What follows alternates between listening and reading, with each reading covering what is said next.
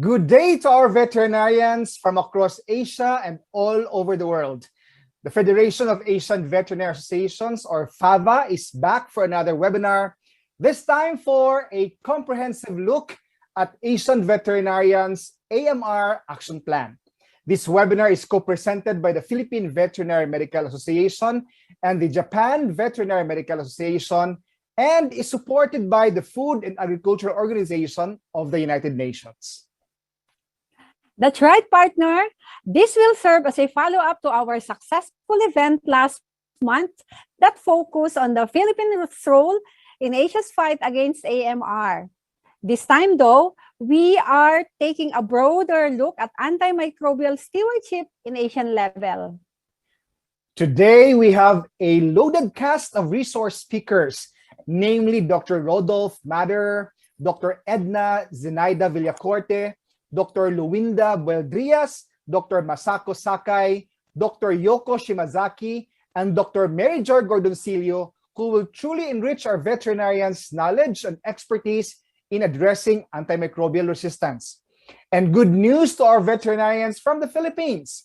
The Professional Regulation Commission will be granting 3 CPD points to those who will complete this webinar. So sit back, relax, and learn from our speakers in the next couple of hours for absolutely free. This is Dr. Eugene Mende, President of the Philippine Veterinary Drug Association. And I am Dr. Corazon P. Occidental, your treasurer at PABA, and we will be your host for today's event.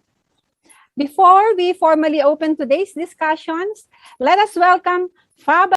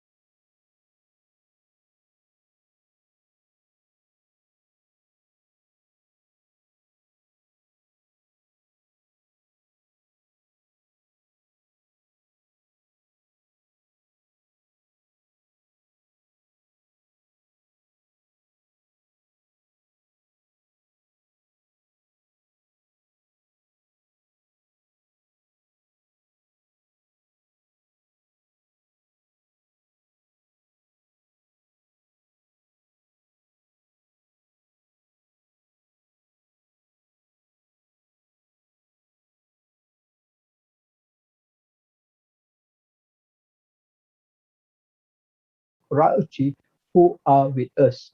I congratulate FAO, FAWA, Philippines Veterinary Medical Association, the Japan Veterinary Medical Association, and VNU Asia Pacific Exhibition Services for coming together to organize this webinar. Ladies and gentlemen, there are 6 prominent speakers from FAO, Japan, and Philippines who are giving their insights from different perspectives. Their experiences and knowledge are useful for members to strengthen their approaches in combating antimicrobial resistance. Ladies and gentlemen, as you may know, FAWA, or the Federation of Asian Veterinary Associations, is a 27-member association comprising of 24 member countries in the Asia-Oceania region, with 2 associate and 1 affiliate members. The outreach is more than 100,000 veterinarians. FAWA plays an important role in working with national veterinary associations to carry out projects and activities to benefit member associations. Ladies and gentlemen, antimicrobial resistance is one such program. We are working in collaboration with FAO, which is entitled Empowering Veterinarians in Asia Towards Fulfilling Their Roles on the Global Action Plan on Antimicrobial Resistance. Various strategic objectives have been drawn up, which include: number 1, improving AMR awareness and understanding. The idea is to further promote AMR awareness amongst veterinarians, veterinary students, and veterinary associations in the Asia-Pacific region. In line with this, we have organized webinars in Vietnam, Philippines, Nepal, and in the coming months, we'll be organizing in UAE, Malaysia, and Singapore, with a final webinar scheduled during the World Antimicrobial Awareness Week 2021 celebration in Thailand on the 18th of November 2021. The second strategic objective is to strengthen knowledge and evidence base through surveillance and research. That is to promote evidence on common bug-drug combination in major livestock in Asia. We are undertaking a survey of 10 member countries based on the FAO Regional Office for Asia Pacific Regional Survey on bacterial pathogens in livestock. We will analyze and report the results for the benefit of members. The third strategic objective is infection prevention and control. This will be done through the regional campaign on swine farm biosecurity and housing design competition for swine farming in Asia. The objective is to provide proposals on well-designed housing for pig raising that follow biosecurity protocols and create a reinforcing environment for infection prevention and control. Please visit FAWA website on this competition, which is open to all member associations. Prize money worth US $6,000 is being offered. Ladies and gentlemen, this fourth strategic objective is to optimize the use of antimicrobial medicines. We will establish an antimicrobial stewardship technical working group for veterinary associations in Asia. It will be under the FAWA subcommittee on pharmaceutical stewardship. Scoping work will be undertaken on existing veterinary antimicrobial therapy guidelines for swine, poultry, and cattle. The fifth strategic objective is to promote governance. FAWA will be drafting a FAWA strategy on antimicrobial resistance 2021 to 2025 to address antimicrobial resistance in member associations. The idea is to speak with one voice and cohesively work towards supporting veterinarians to make meaningful and professional contributions to the Global Action Plan on Antimicrobial Resistance. It is a global issue It calls for a shared, appropriate response across the world. The Fao strategy on AMR 2021 to 2025 will be presented to members on 18th November 2021 during the World Antimicrobial Awareness Week celebration. It requires a whole of society engagement with all sectors and disciplines working together towards the implementation of the action plan. We hope to work across member associations to deliver the outputs from the strategies laid out. Thank you, FAO, PAWA, the Philippines Veterinary Medical Association, Japan Veterinary Medical Association, and all the speakers for the success of today's program. I wish you all a successful webinar, and together we will strive to make a difference. Stay safe and stay healthy. Thank you.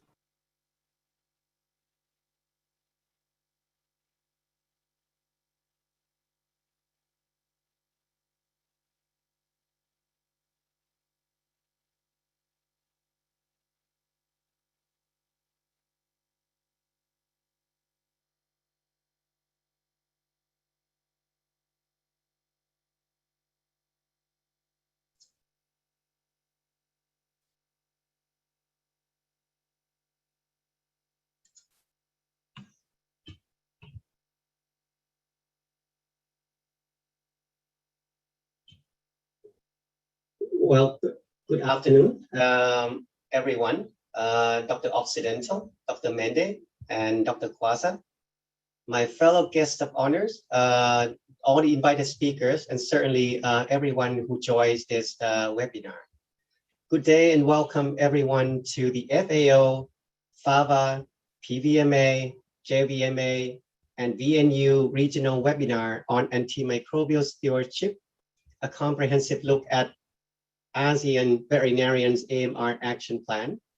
I think that one of the objectives of the webinar could also to see if most of the participants here will be able to remember what all of this acronym stands for at the end of the webinar itself.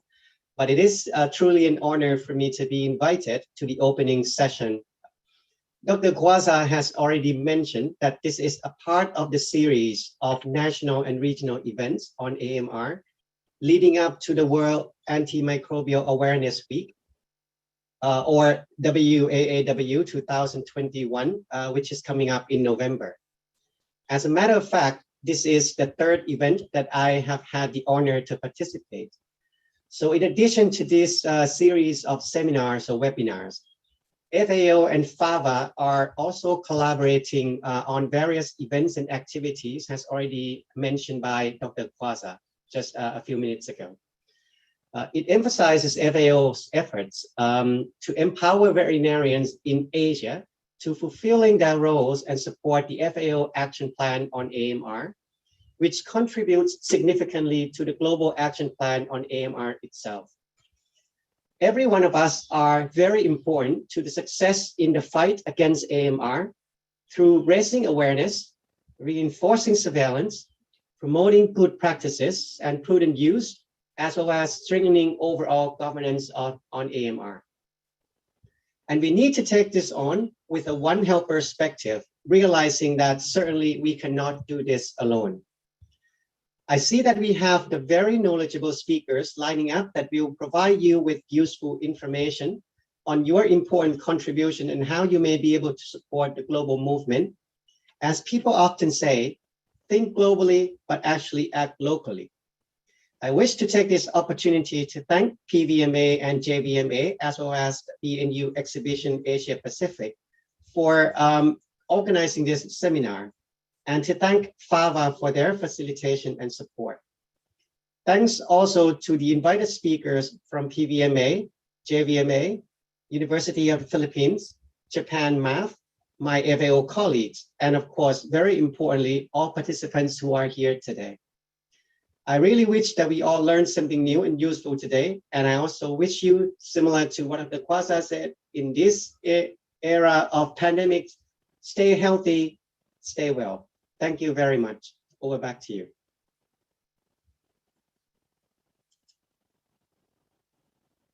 Thank you, Dr. Hassan Nizam, and of course, Dr. Wangsat Pornchai for those inspiring opening remarks. Very fitting for the situation that we have right now. Our high caliber and renowned speakers from across Asia have prepared 6 very interesting topics for you today. I know a lot of you are already looking forward to these presentations, so without further ado, let me introduce to you our first speaker. Presenting first is a regional antimicrobial stewardship specialist at Fao Rap in Bangkok since 2021. Prior, he was a regional antimicrobial usage specialist in Bangkok from 2020 to 2021. He used to be a scientific officer of a French agency for food in the specialty environmental and occupational health and safety, or ANSES, from 2018 until 2020. He took up his Master of Public Health MPH at Pasteur Khan School of Public Health, with a specialization in infectious risk, in circulation of infectious agents, and risk management, clinical trials and infectious tropical diseases, and data management, STATA. He then completed his Doctor of Veterinary Medicine at École Nationale Vétérinaire de Nantes with his major in bovine health, doctoral thesis, internal and external parasitism of domestic ruminants in Arkhangelsk, Mongolia. Suggestions for a more rational management. It is our honor to welcome to our program Dr. Rodolphe Mader with his topic, Role of Veterinarians on Antimicrobial Stewardship. Thank you for being with us, Dr. Mader, and welcome to this webinar.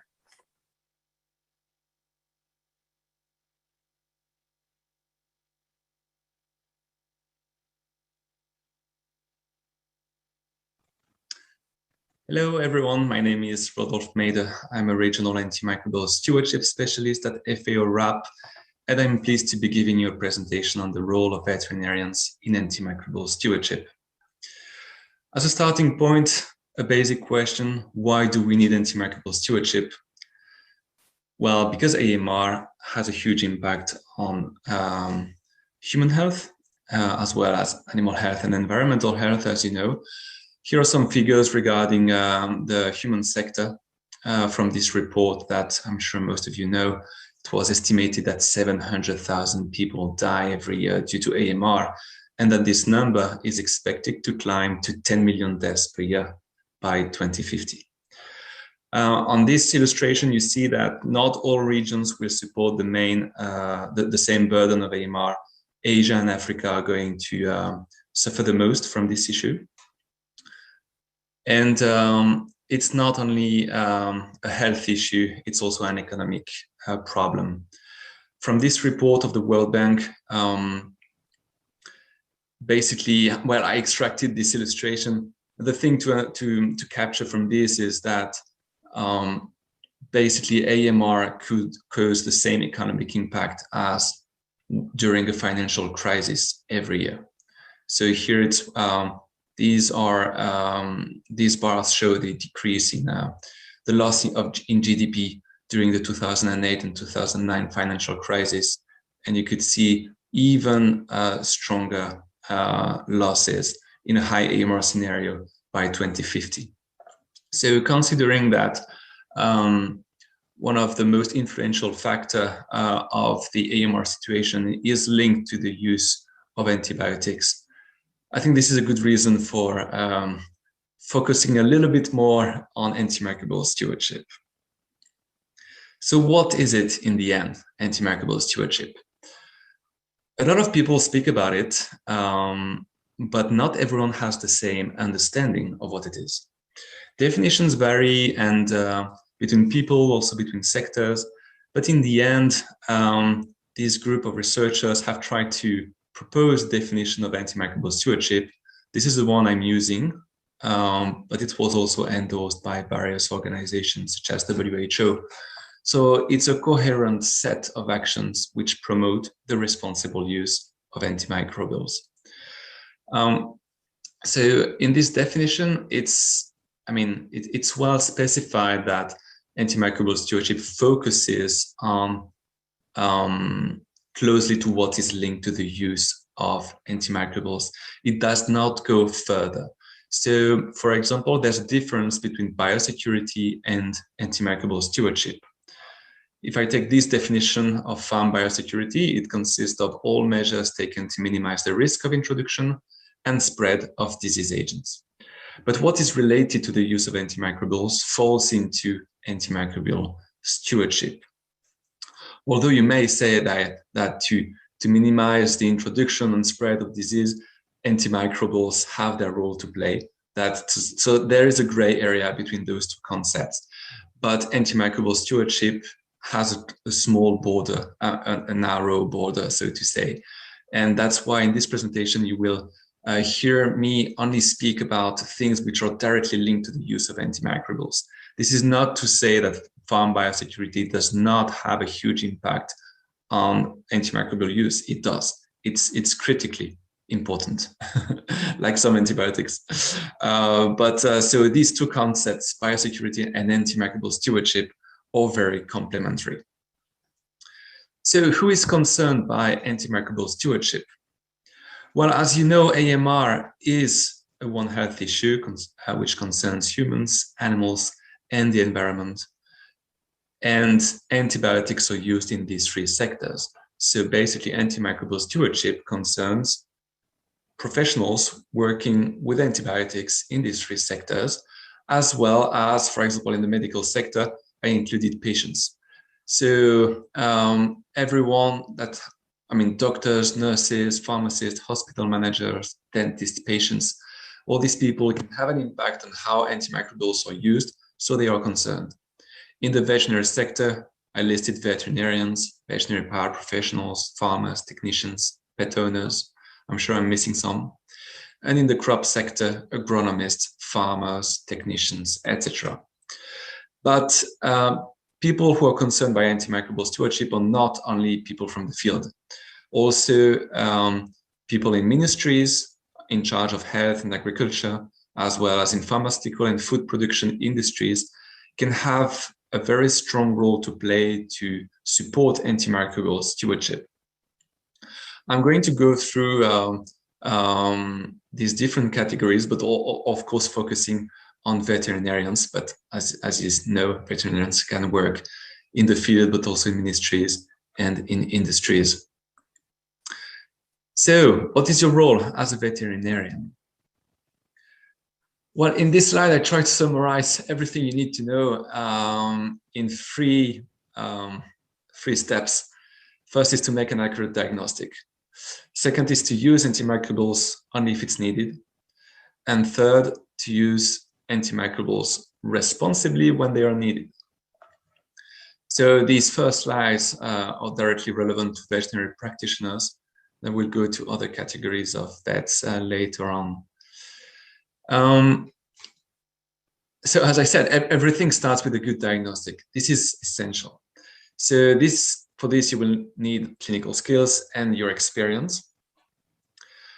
And in addition, probably we should all try to send more frequently samples to diagnostic lab to have bacterial isolation and identification, as well as antimicrobial susceptibility testing, which is the only way to have an evidence-based decision on our treatment choices. Ideally, take a sample before treatment.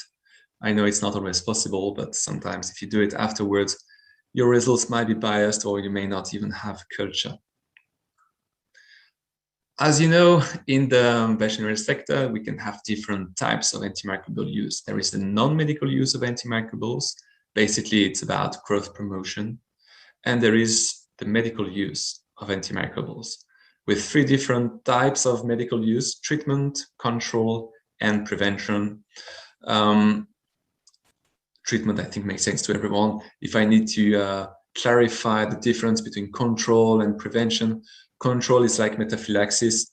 It's about treating both diseased and healthy animals which are in contact with the diseased animals and which are likely to have soon clinical signs. So they are treated at the same time as diseased animals. And for prevention, it's before any animal gets sick. So let's go through all these different types of use. For growth promotion, well, a recommendation would be to phase out the use of antimicrobials for growth promotion.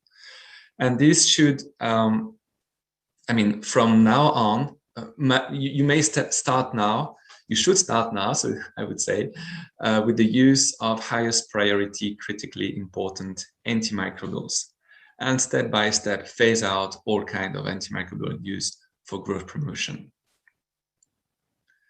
When it comes to antimicrobial use for disease prevention, try to decrease this use by first relying on non-antimicrobial strategies to prevent diseases. So that's what we mentioned before, biosecurity, but you may think also of genetics, nutrition, etc. We know very well it's very hard to decrease sometimes this use for disease prevention, and that the cost of antibiotics is often smaller than investing in a better building or a better nutrition. But we need to work on this. There's no other choice if we want to solve this issue.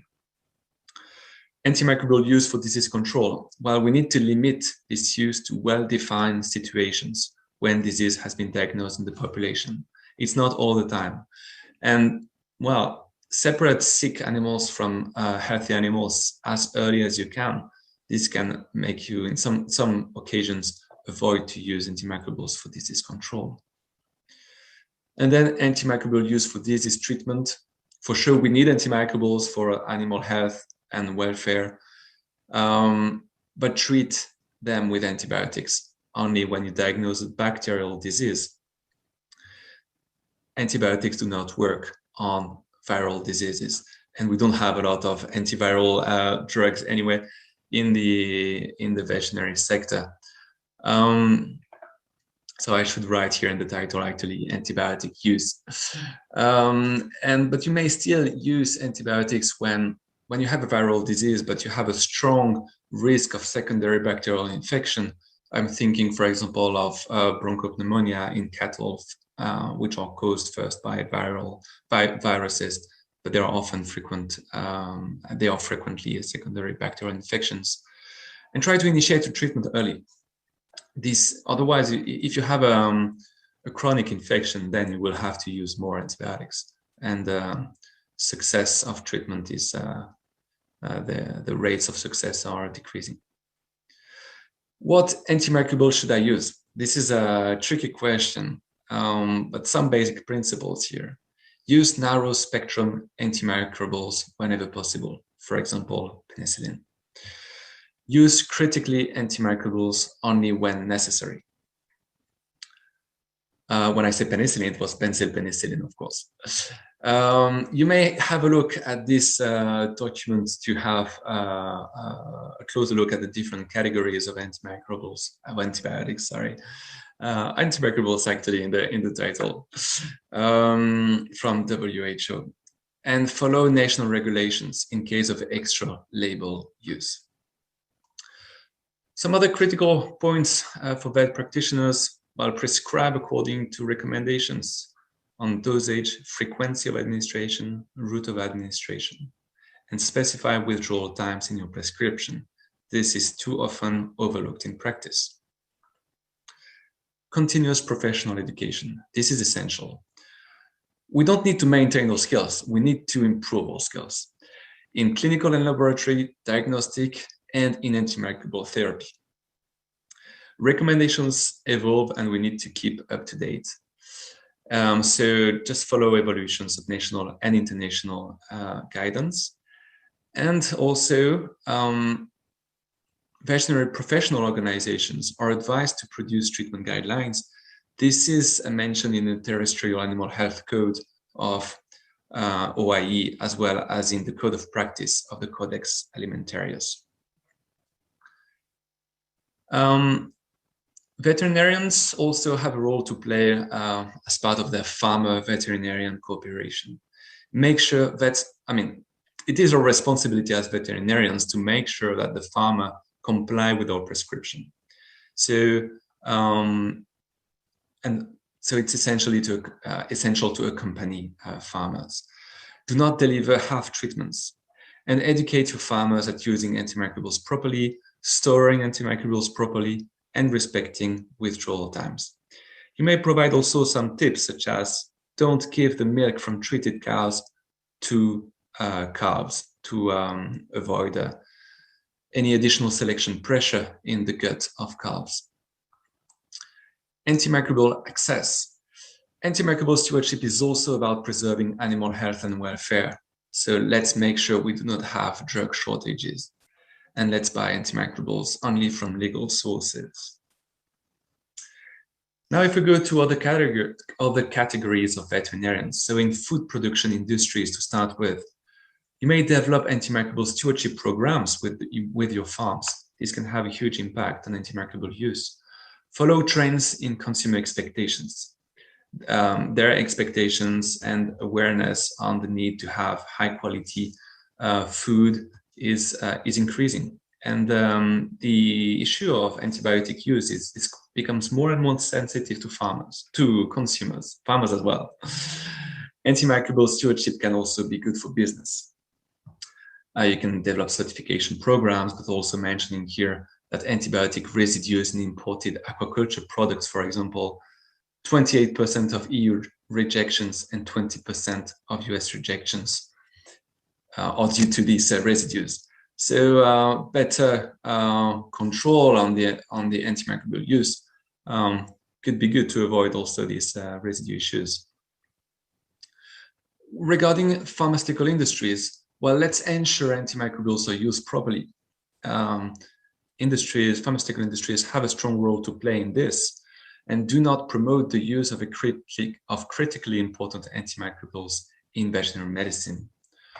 Avoid drug shortages, this is good for business as well, and contribute to veterinary and farmer education in antimicrobial stewardship. Your voice is heard by these partners, so it's part of your responsibility.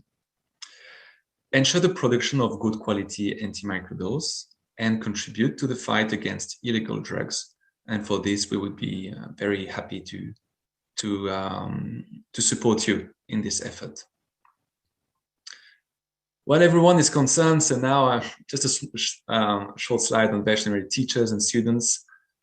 Just spread the word, not the germs. Raise awareness around you. You're very often more sensitized than others, and so yeah, you still have you have a very important role to play in this as well. We need to be more sensitized. Veterinarians working in ministries of agriculture.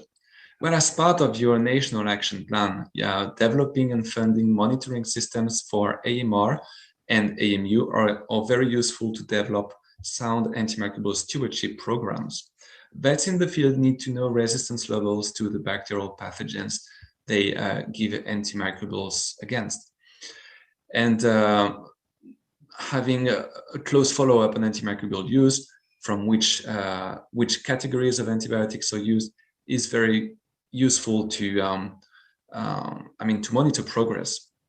And AMU monitoring is very useful to set reduction targets, which could be done per class of antimicrobial, for example. Of course, you have a role to play in regulating antimicrobial use. We see in Asia many regulations which are changing, so which is a positive sign. And of course, National Action Plan has a strong role to play to raise awareness. FAO has issued this document, which is here to identify some possible gaps in policies. This is a tool for you for ministries, for governments. Feel free to reach out to us if you need any support. Just to say that FAO is issuing a number of documents to support countries and farmers and vets in better using antimicrobials. You may check them online. Now to finish this presentation, I just would like to present you a little bit on the Fao Rap Strategy to support you to improve antimicrobial stewardship. Because everything that I said in my previous slides, or maybe could seem theoretical sometimes, and it's not to say someone is doing things right or wrong. I think we all need to improve, and FAO would like to support you in improving antimicrobial stewardship.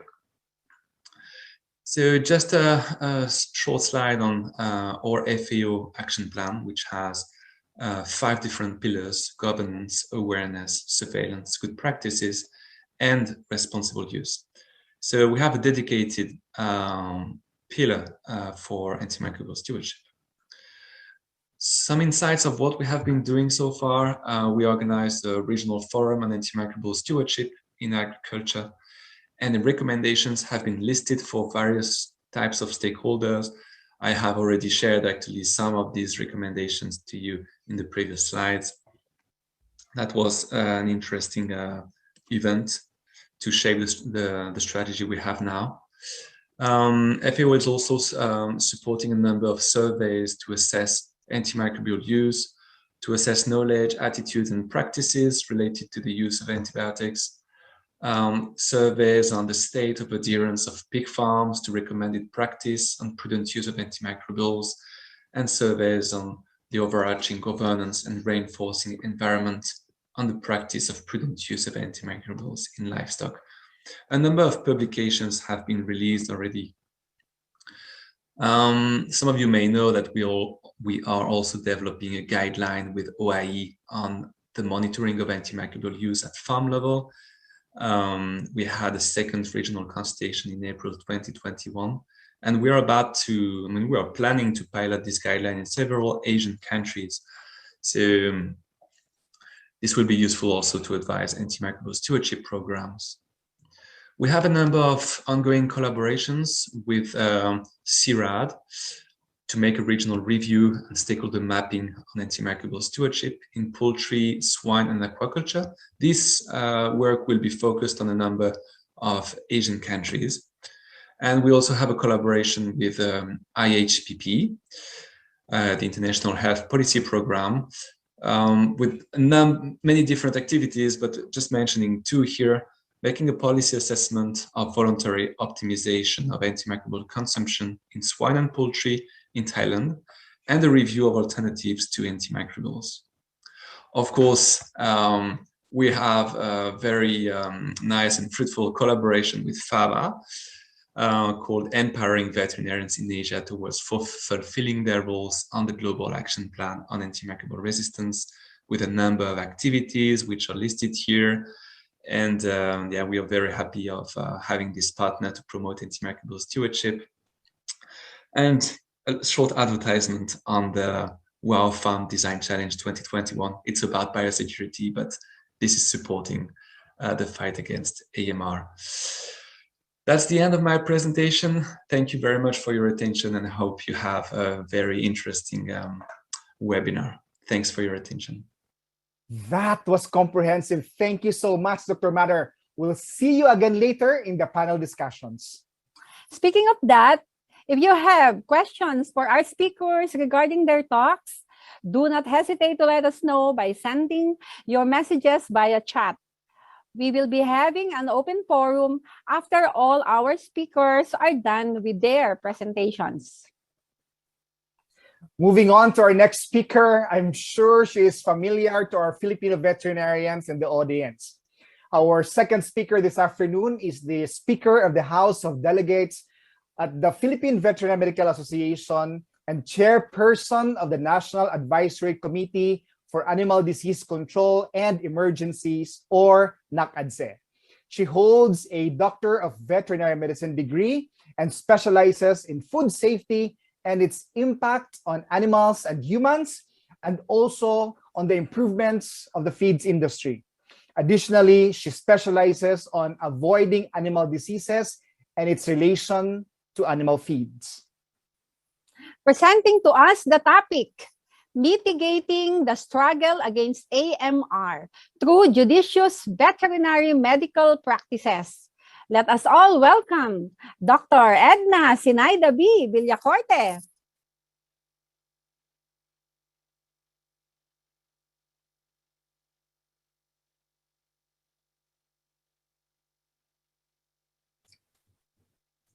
Mitigating the struggle against AMR through judicious veterinary medical practices.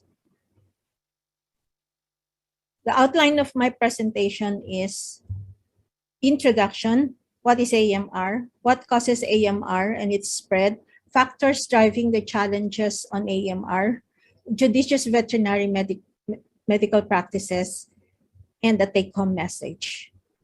The World Health Organization defines antimicrobial resistance as the presence of resistance to antimicrobial medicines and infectious agents such as bacteria, viruses, fungi, and parasites, and can be inherent or acquired by the inappropriate use of medicines.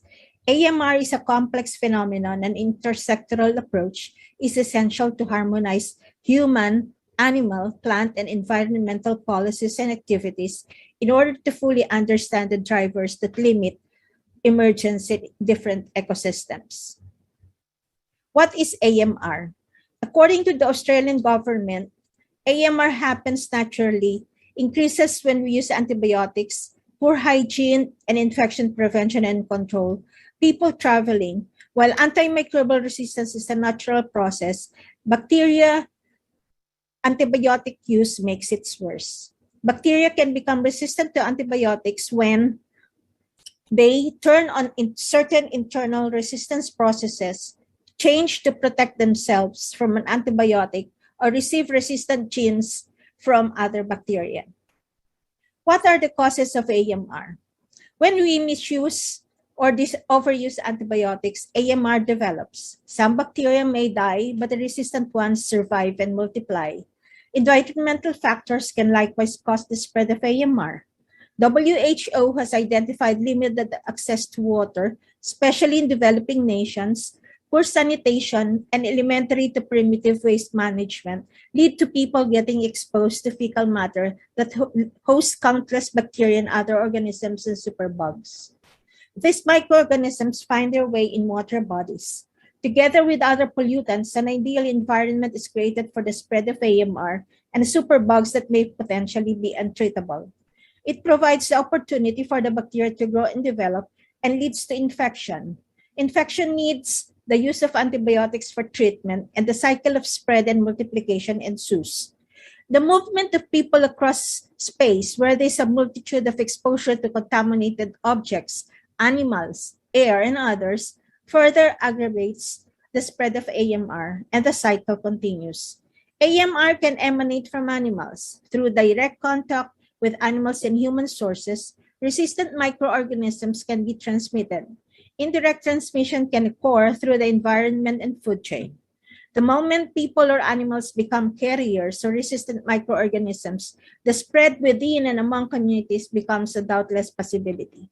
According to FAO, antimicrobials or their residues in terrestrial and aquatic environments, coming from sources as drug manufacturing plants, untreated community sewage, wastewater, runoff from animal operations and crops, are identified to transmission pathways of AMR to emerge and spread. It has been bruited about that most of the world's pharmaceutical companies tend to go into research for non-antibiotic drugs, as it is considered that the development of new antibiotic is less profitable. The worldwide portrayal of AMR is becoming alarming, and the severity of this emergence is predetermined to worsen in the near future.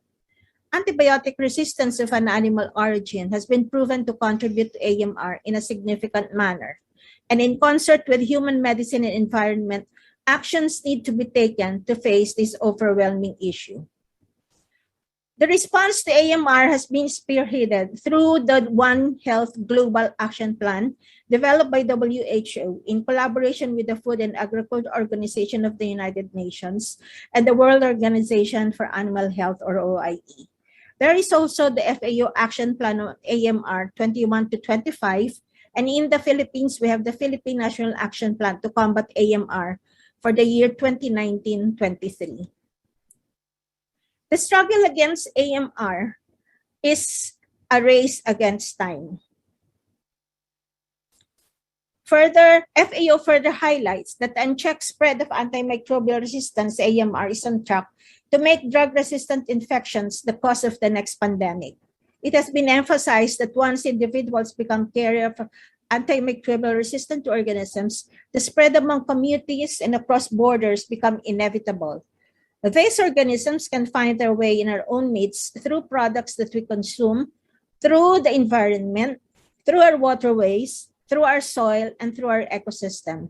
Researchers have concluded that the agricultural sector is a source of antimicrobial resistant microorganisms that adds to this concern. Economic losses and diminished capacities for livestock production are calculated to happen especially in low and middle-income countries. FAO, however, is optimistic that such gloomy forecasts will not happen if we act now. The struggle against AMR is a shared responsibility across all sectors: the farmers, the fishing folks, the professionals, the consumers, and the policymakers. AMR applies as well to households with pets or establishments and locations that maintain animals, as these animals can serve as reservoir for antimicrobial resistant organisms when infections in these animals are untreated or incompletely treated. These factors have to be addressed in order to come up with a holistic approach to the problem. There has to be a convergence of solutions for economic productivity, food security, and health of the people. Anthropological, behavioral, sociocultural, political, and economic factors drive the challenges of AMR to greater heights.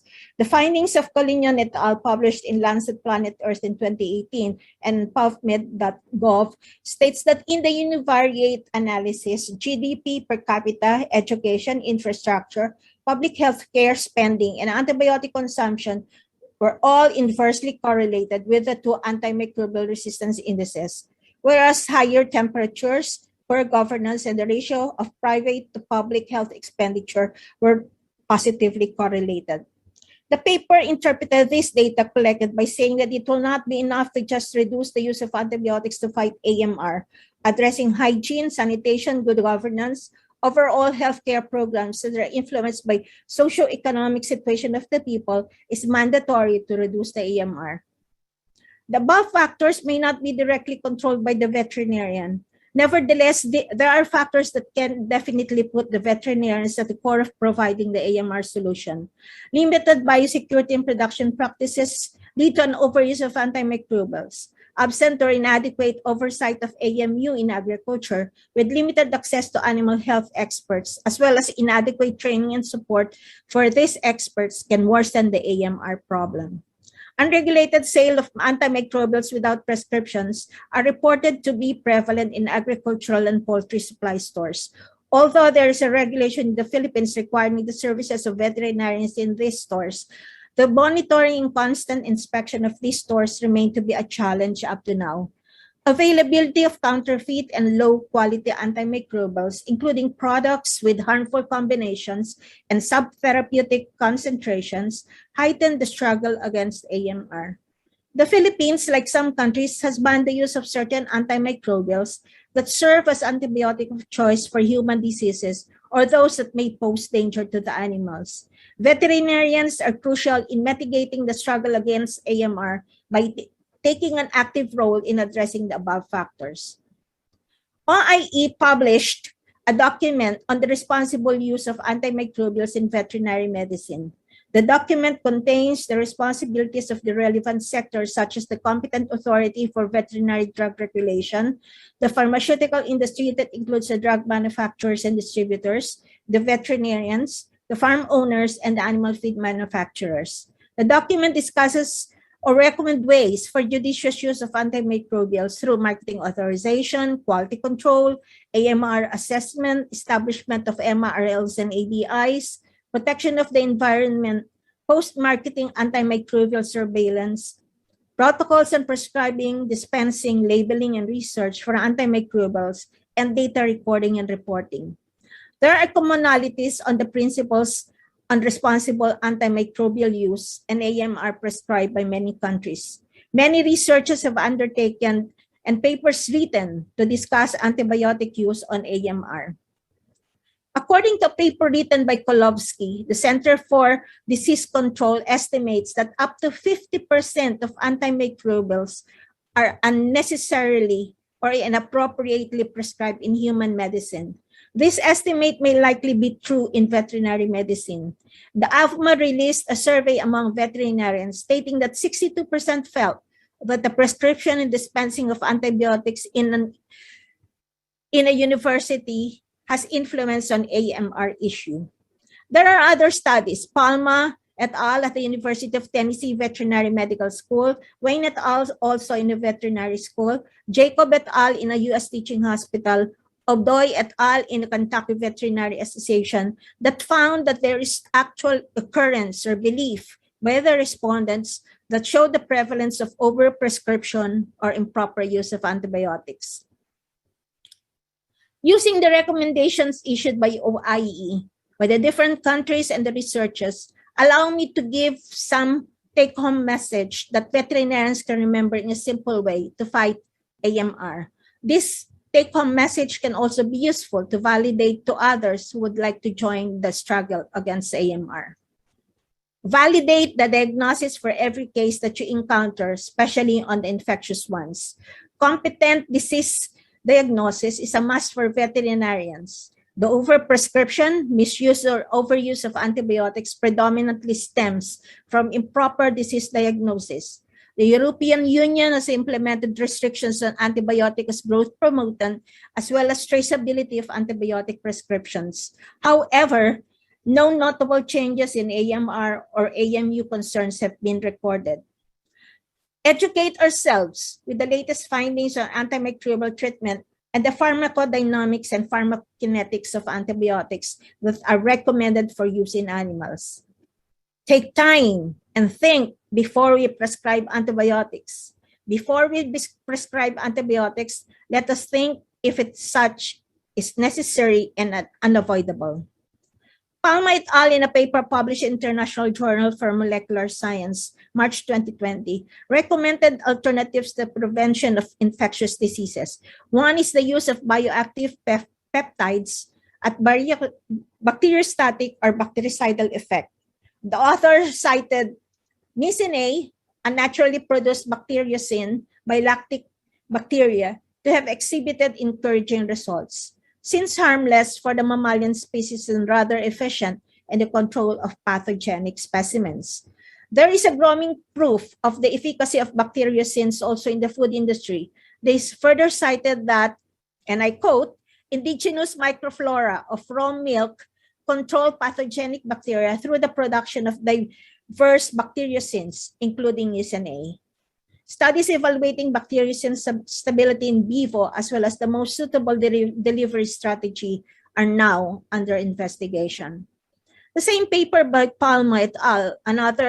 Cited another alternative, which is the use of predatory bacteria, the Lobivrio bacterovorus and Mycobivrio aeruginovirus. These bacteria exhibited an effective reduction of pathogens such as Acinetobacter, E. coli, Klebsiella, Pseudomonas aeruginosa, and Pseudomonas fetida.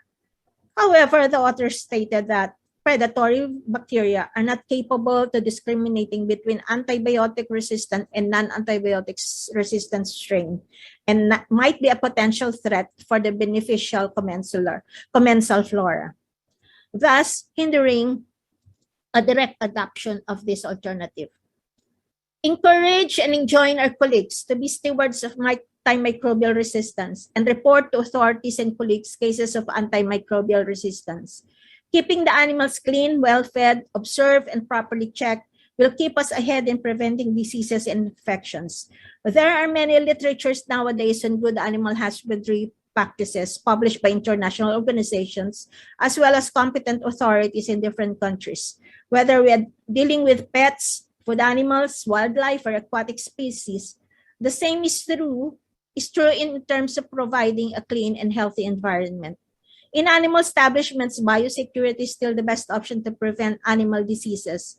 Our MSD manual identifies 3 levels of biosecurity: the conceptual biosecurity, the structural biosecurity, the procedural biosecurity. As the name implies, the first one deals with the location of the establishment and all components. The second deals with the physical factors such as farm, layout, fencing, drainage, air filtration, etc. And lastly, the procedures, protocols that need to be observed to prevent entry of pathogens or bioexclusion or spread of pathogens or biocontainment. Refer cases to laboratories for confirmatory diagnosis. Nowadays, laboratories and diagnostic kits and tools are available to provide the veterinarians a confirmatory diagnosis. Having a science-based evidence of the disease, like bacterial culture or bacterial susceptibility testing, will prevent misuse of antibiotics. Results and information can guide the veterinarians in current and future cases. Inform animal owners, caretakers, and others about the dangers of antimicrobial resistance, what causes it, how it spreads, and appeal to them to be part of the fight against AMR. Teach them how to properly manage the antibiotic therapy prescribed to their animals. Nutrition, use of supplementation, use of appropriate vaccination program, use of probiotics and prebiotics are excellent ways to prevent diseases. Use of preventive disease control protocols may not guarantee the absence of disease in the future, but will definitely enhance the ability of the animal herd or group of animals to fight diseases. The use of a sound vaccination program ensures good protection from specific diseases. Immune boosting can provide a degree of protection to the animals to fight off the disease. Probiotics are live microorganisms that are intended to have health benefits when consumed or applied to the body. On the other hand, prebiotics are non-digestible food components that selectively stimulate the growth or activity of desirable microorganisms. Symbiotics are products that combine both prebiotics and probiotics, which aim to provide the same effect. Nutraceuticals are used to describe these medicinally or nutritionally functional foods. They are food or parts of a food that provide medical or avoid diseases. Avoid unnecessary use of antibiotics like for growth promotion, prolonged or low dose medication.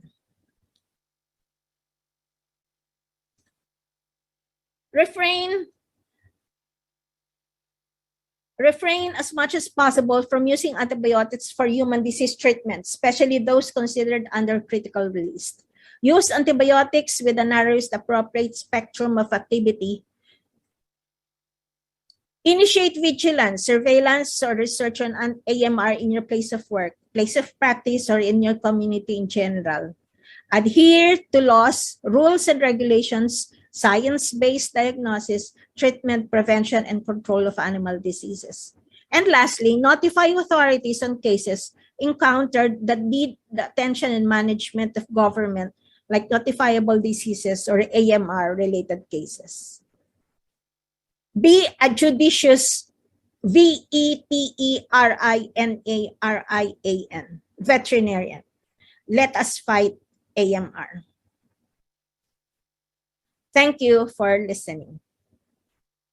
That is one intensive presentation, Dr. Villacorte. Thank you for that and for accepting our invitation to grace this event. See you later, Dr. Villacorte, for our panel discussion. While we are on a roll, let me delay you no further as Dr. Occidental introduces to us our next speaker. Yes, Dr. Mende. Our next resource speaker completed her Doctor of Veterinary Medicine at the University of the Philippines in 1979. She then earned her MVST in 1987 from the University of Queensland in Australia. She completed her PhD from the University of the Philippines, Los Baños in 2005. where she became a professor and college dean at its College of Veterinary Public Health, Department of Veterinary Paraclinical Sciences. One of her recent publications is about the emergence of a One Health workforce. At the crossroad of technology innovation and frontline health workers in the Journal of Global Health 2020. In 2019, she published, among others, One Health Workers, Innovations in Early Detection of Human, Animal, and Plant Disease Outbreaks in the Journal of Global Health Reports. She was also involved as a program leader in 2015 in the profiling of economically important diseases of swine and cattle in the Philippines for enhanced disease management and its surveillance and control. Funded by both the U.S. and the Philippines Department of Agriculture from 2015 until 2020. She took leadership roles in the following: integrative laboratory animal testing of medical devices for abdominal and musculoskeletal disorders, funded by the Philippine Council for Health Research and Development, or PCHRD. Philippine California Advanced Research Institute, PCARI, UP System, at the Institute for Health Innovation and Translational Medicine, or IHITM. At this time, let me welcome our third speaker this afternoon, Dr. Loinda Rugay Baldrias. Thank you for being with us, Doc.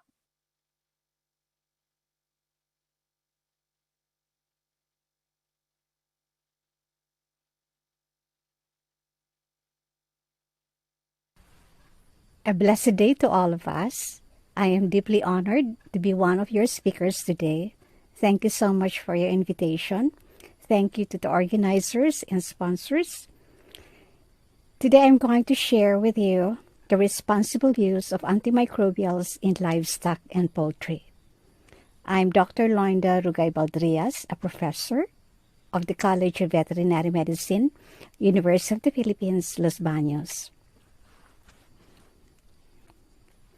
This is my simple outline. I'd like to talk about antimicrobials, the use of antimicrobials in animal production, association between antimicrobial use and antimicrobial resistance, the public health concern regarding antimicrobial resistance, why we have the problem of antimicrobial resistance, the principles on responsible use of antimicrobials, and the conclusion. Antimicrobials are substances that has been used to treat infections, particularly those of bacterial origin. These medicines are essential to protect human and animal health as well as promote the welfare of animals. They are able to kill and slow down the spread of microorganisms. Indeed, they have greatly enhanced human life expectancy. They have reduced mortality. They have improved the quality of life and almost won the war against many infectious agents. In a typical large hospital in circa 1930s, we used to find the wards populated by patients with bacterial infections like pneumonia, meningitis, bacteremia. However, with the discovery and use of antimicrobials in the 1980s, we see that the hospital ward is now populated by non-infectious conditions such as cancer, heart disease, diabetes, and others. Now, in the 21st century, however, even with our COVID-19 pandemic, which is a viral infection, antibiotics are also being used. Hence, there is really a growing concern that we might go back to the pre-antibiotic era with the emergence of antimicrobial resistance to commonly known pathogens. As such, the golden age of antimicrobials in the 1930s to the 1960s may be cut short due to antimicrobial resistance. The use of antimicrobial agents are done in animal production for therapeutic purposes to treat disease and also for subtherapeutic purposes to prevent disease and even promote growth. It has threefold benefits: for the producer, production efficiency; for the consumer, more affordable, high-quality protein; and for animals, improved health and growth promotion. With increase in human population and the need to address food security, animals are being raised in an intensive manner with an increased risk of disease transmission. Hence, there is widespread use of antimicrobials as growth promotants to keep the animals from getting sick. In an intensive husbandry production, we have large concentration of animals in confinement. The animals are close to each other, close animal-to-animal contact. There is less space between them, increasing the risk of disease transmission. Very often, there is mass medication via feed or water, and indeed there is widespread use of antimicrobials to control disease and promote growth. With the use of antimicrobials, we are faced with two distinct problems. One is antimicrobial residues, and the other one is antimicrobial resistance. Many times, farmers and even sometimes veterinarians are confused with these hazards. But to emphasize, antimicrobial residues are chemical hazards. They are compounds or metabolites that could be present in the edible tissues of food animals because of their use in or on the animals.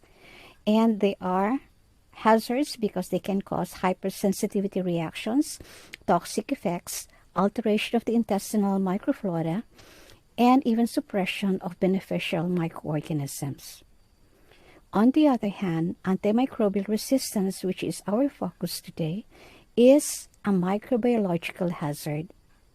It happens when microorganisms change in their ways that render the medications that is used to treat or cure the infections that they cause ineffective. As such, infections by microorganisms no longer respond to antimicrobial treatment.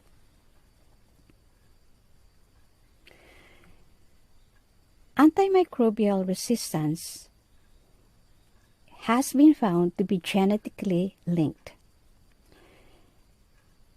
The development of antimicrobial resistance can happen at a rapid pace because bacteria can reproduce fast during an infection, so that opportunity for mutations is also high.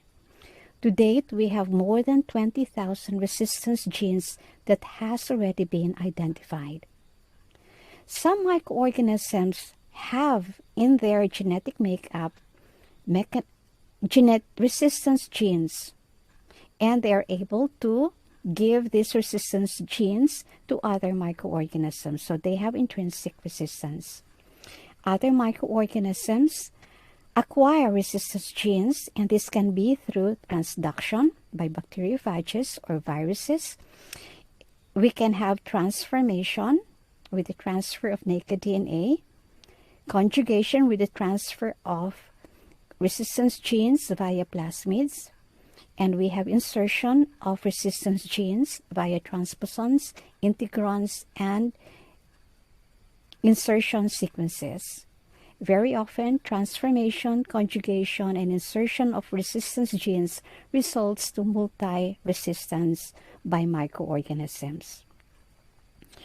Resistance emerges when a specific species of infectious bacteria now evolves a trait that allows them to bypass the mechanism by which the antibiotic is able to work.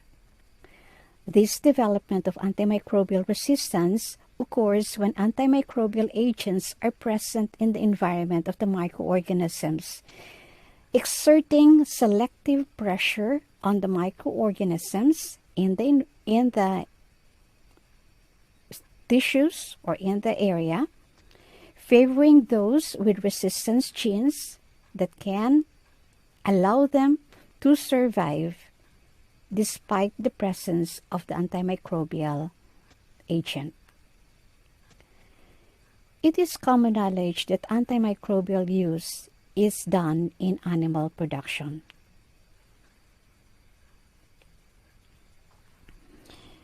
So I conducted a research to be able to see how antimicrobial usage is related to the development of antimicrobial resistance. In my research, I collected samples from chickens to be able to detect what residue could be present in the tissues of the animal, and thus be able to determine what antimicrobials were being used when the birds were raised. In addition, from the same chicken, I recovered Campylobacter jejuni and analyzed the resistance profile of the organism, and I found this. I found that indeed there was a significant association between antimicrobial usage, as indicated by the residues that was detected in the tissues of the birds, and this was significantly associated with the development of antimicrobial resistance. The resistance was not only to the same class of antimicrobials, but also to different classes of antimicrobials. The development of antimicrobial resistance is a public health problem. Animals which have been subjected to prolonged antibiotic administration may serve as reservoirs of antibiotic-resistant bacteria that could be potentially pathogenic to man due to selective pressure. In the struggle to survive, microorganisms acquire these resistance genes against the antibiotic or the antimicrobial that they are exposed to. Public health concern is increasing against antimicrobial resistance due to the danger that it will mean that we will have this reservoir of resistant bacteria as we produce our animal products, and these resistant strains would no longer be effectively treated, and it would restrict treatment options, what antibiotic can be used against infection by them. It can also mean more expensive treatment, causing the cost of medical care to increase because we would need to substitute other antibiotics which could be more expensive and newer to be able to control the infection. And there has been times when treatment has failed, and so the patient dies.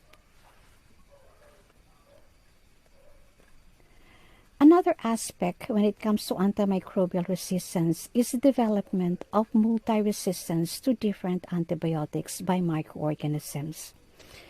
We are very concerned with multi-resistance because people cannot be treated effectively. People are ill longer and would have a higher risk of dying. There would be prolonged epidemics. There would be a greater risk of infection. And there is adequate proof for this.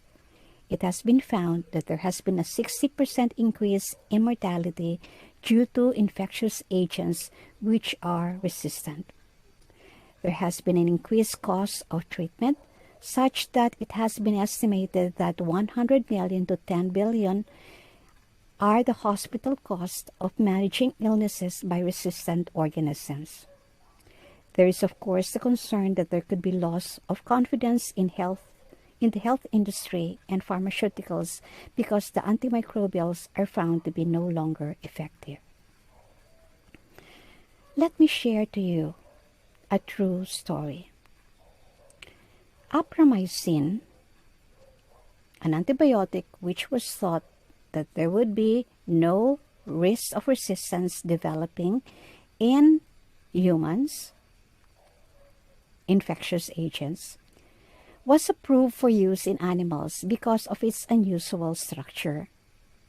However, after a time that it was used, Enterobacteriaceae organism of animal origin became resistant to apomycin. It was found that this was related to the synthesis of a plasmid-mediated 3-end aminoglycoside acetyltransferase type 4, which confers resistance to gentamicin.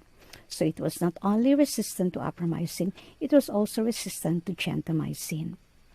The plasmid spread among animal strains.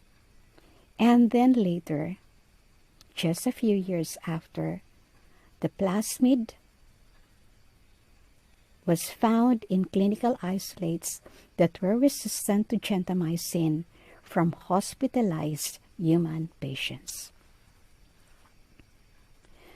So it is not surprising, and one can easily understand that it is possible that in 2050, globally, 10 million people are estimated to die due to infections by antimicrobial resistant organisms. In Asia, 4,730,000 may die or are estimated to die due to infections by antimicrobial resistant organisms. So let's look at the problem. Molecularly, we understand how antimicrobial resistance can develop.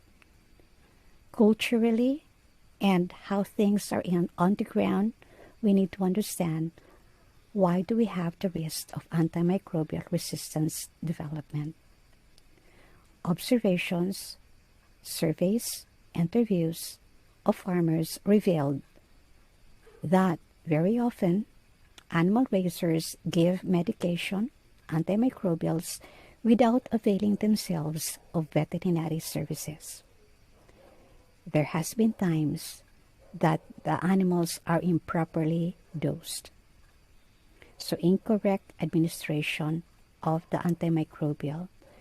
There is non-observance of the medication regimen. The antimicrobials are easily purchased from agricultural supply stores without veterinary prescription and advice. Treated animals undergo emergency slaughter, or they can be sold from one farmer to another and then brought to the slaughterhouse without strict requirement of or certification of treatment.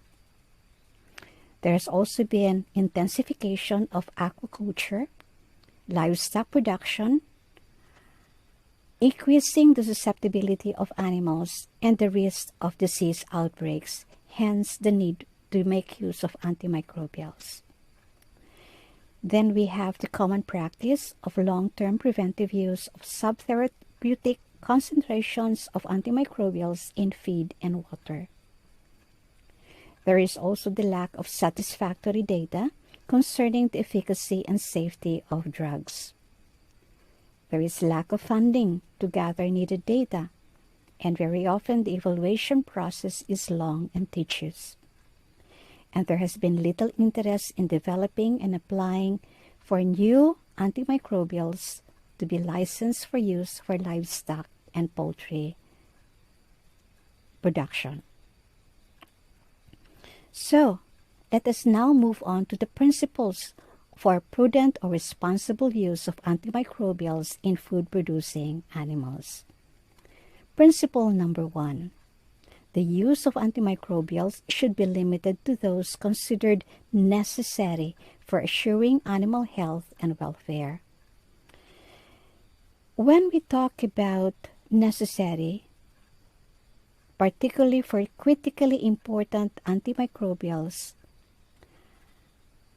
we need to realize that use of these antimicrobials, which are labeled critically important, should only be for targeted treatment of diseases to ensure the health and welfare of the animal.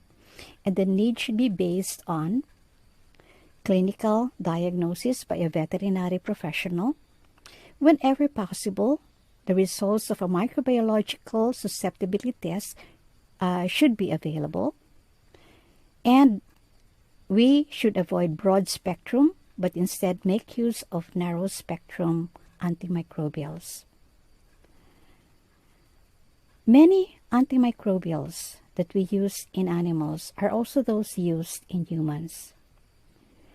Critically important antimicrobials in livestock increases, of course, the risk of resistance to antimicrobials that are needed for human health.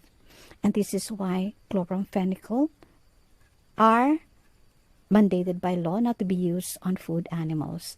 Fluoroquinolones has also been banned for use in poultry because these are among the critically important antimicrobials for humans. In addition, the non-therapeutic use of antimicrobials is not considered responsible use of antimicrobials in food-producing animals. A very important reminder is that antimicrobials should not be used as a growth promotant. It is considered to be a non-therapeutic use of the antimicrobial. There is now a phase out of the use of medically important antimicrobials as growth promotants, either through voluntary practice or legislation, so that this would contribute toward the goal of ensuring the availability of effective medicines for treating diseases for humans and as well as for animals. For critically important antimicrobials, there should be clear guidelines on their use for livestock, particularly if they are going to be administered via the feed and water. Whenever possible, individual treatment of affected animals is preferred compared to mass treatment. So there are special considerations such as medicated feed should be one that is prescribed by the licensed veterinarian. Oral treatment should only be administered where prescribed by a veterinarian. One should comply with the instructions on dosage and duration of treatment in the product information and by the veterinarian. Off-label use should be limited and only where there is no other authorized treatment options that are available. Mass antimicrobial treatment via feed or drinking water should only be used on evidence of microbial disease or infection, not as a prophylactic treatment. The administration of antimicrobials via feed or water should be limited to the animals requiring treatment, and the drug delivery system should be appropriate for the intended treatment. So it is not supposed to be for all the animals in the farm, only those who are sick. It is also important that we monitor and document on a continuous basis the quantities of antimicrobials administered. So good recording is very important, especially in intensive food production systems.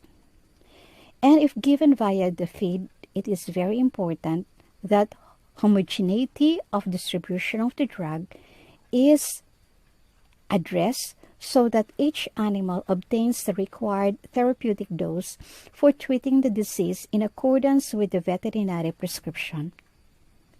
And in addition, adequate clean storage facilities should be available on the farm to ensure that these medicated feed are properly stored and their access should be restricted.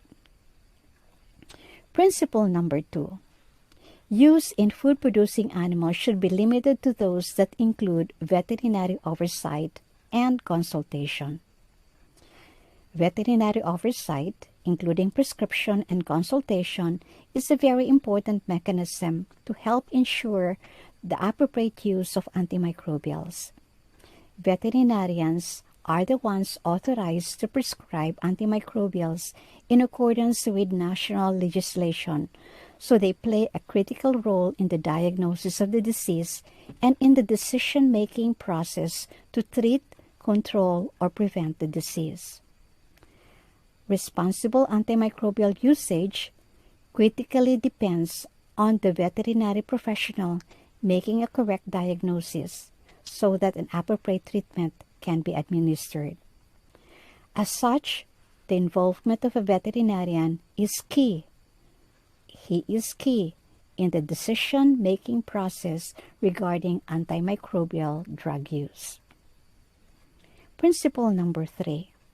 Only antimicrobial agents meeting the criteria of safety, quality, and efficacy should be used in food-producing animals according to approved and intended use. When we talk about safety, we are talking about safety for the user, safety for the consumer, safety for the environment. The toxicology should be assessed and the withdrawal period set.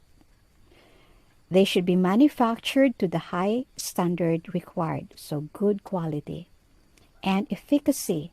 They should work against the causative microorganisms in animals that the medicine is authorized to treat. So we need to consider antimicrobial resistance. We need to consider correct dosage and the proper labeling to be able to observe the right dose and the right route and the withdrawal period. So these drugs should be properly licensed, should be of good quality. They should be stored and transported properly to maintain their effectiveness. They should be disposed appropriately to prevent contamination of the environment.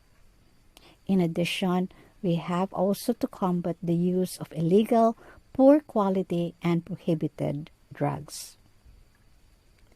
Principle number 4. Use as little as possible, as much as necessary. Antimicrobials are essential to protect the health and welfare of animals and should be used when needed. When they are used responsibly and when they are needed in the amount needed and under the supervision of a veterinarian, this will help ensure greater animal health and welfare and also ensure food safety, safe and secure food supply. In this sense, it is crucial that antimicrobials are prescribed and administered at the correct dosage, following accurate examination and clinical diagnosis, supported by sensitivity testing whenever possible. So we follow the 5 R's: right drug, right time, right dose, right duration, right route. Principle number 5. Activities associated with the responsible and prudent use of antimicrobials should involve all relevant stakeholders.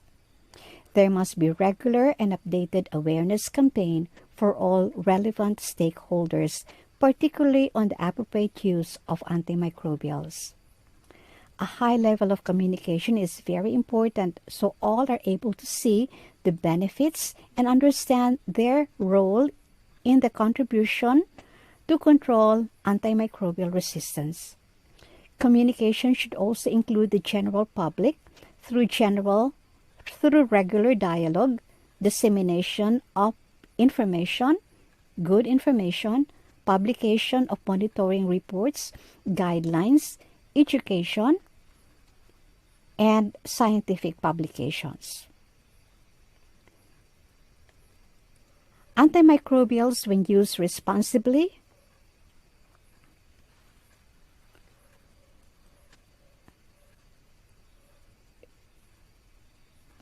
would require engagement and consultation of stakeholders prior to enforcement or introduction on the prudent use of policies and measures. This is necessary for successful implementation of the measures to control AMR.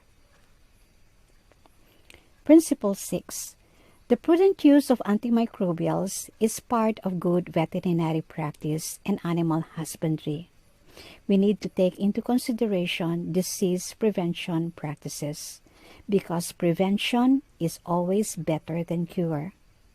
When we prevent infections, we minimize the use of antimicrobials And we do this by ensuring biosecurity, by applying good production and management practices, by implementing integrated disease control programs, eradicating endemic disease, reducing the incidence of infection through effective sanitation. So a clean farm is important. The observation of hygiene and infection prevention measures. We need to make use of scientifically proven, effective, and safe alternatives to antimicrobials, such as probiotics.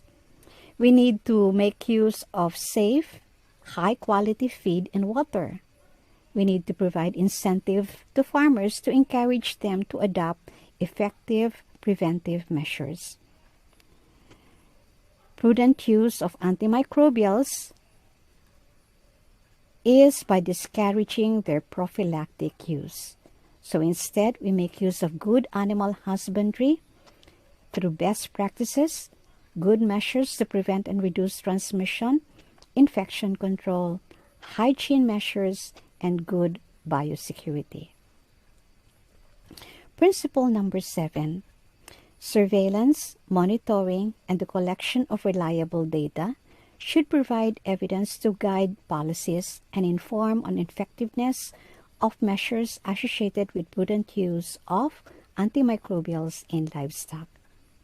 The surveillance data that we need should include antimicrobial resistance in bacteria in animals. It should include antimicrobial use in food animals for infections, prophylaxis, as well as growth promoters. We need data on national import and export of bulk chemicals with potential for antimicrobial use. We need to know the levels of antimicrobial agent residues in food from animal sources. So those are the basic, very simple, practical principles in the responsible use of antimicrobials. So may I now go to the conclusion.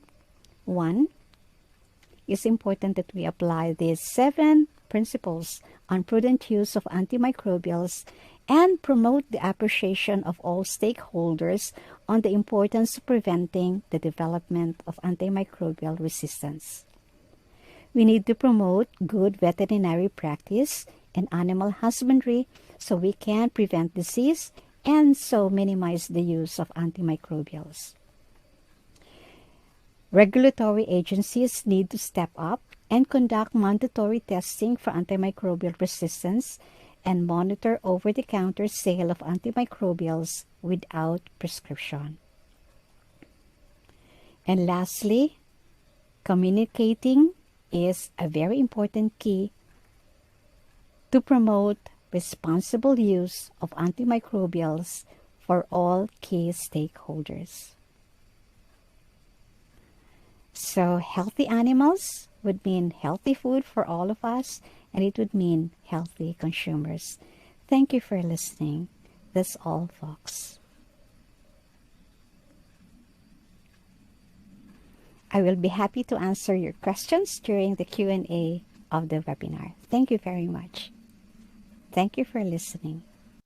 Indeed, food safety is our individual responsibility as practitioners. Thank you so much, Dr. Baldrias, for that informative presentation. I am certain that our participants are eager to apply what they learned from you in their practice. Those talks have been really interesting thus far. I'm excited to see Dr. Baldrias along with our other speakers later in the panel discussions. In the meantime, please take the floor, Dr. Mende, for the introduction of our 4th speaker. Sharing with us today his country's action plan is another well-respected veterinarian. He is the Vice President and Executive Director of Japan Veterinary Medical Association, or JVMA, since 2019. He is also in the Subcommittee of Pharmaceutical Stewardship at FAVA. He has also served as the Executive Director at the Japan Veterinary Medical Association from 2015 until 2019. From 2013 until 2015, he held the post of Director for Food Safety Policy Division, Food Safety and Consumer Affairs Bureau at Japan's Ministry of Agriculture, Forestry, and Fisheries. Before that, he was the director for National Veterinary Assay Laboratory, also at MAFF, from 2010 until 2013. He finished his Bachelor of Science in 1978 at the Hokkaido University before completing his MS at the Hokkaido University in 1980. His special interest is in pharmaceutical stewardship, food safety, and security. Please welcome all the way from Japan, Dr. Masato Sakai. Thank you, Dr. Sakai, for accepting our invitation to serve as one of our speakers in this webinar.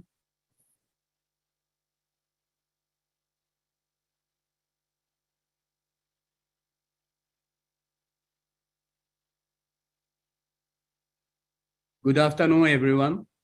I'm Masato Sakai, Vice President and Executive Director of Japan Veterinary Medical Association.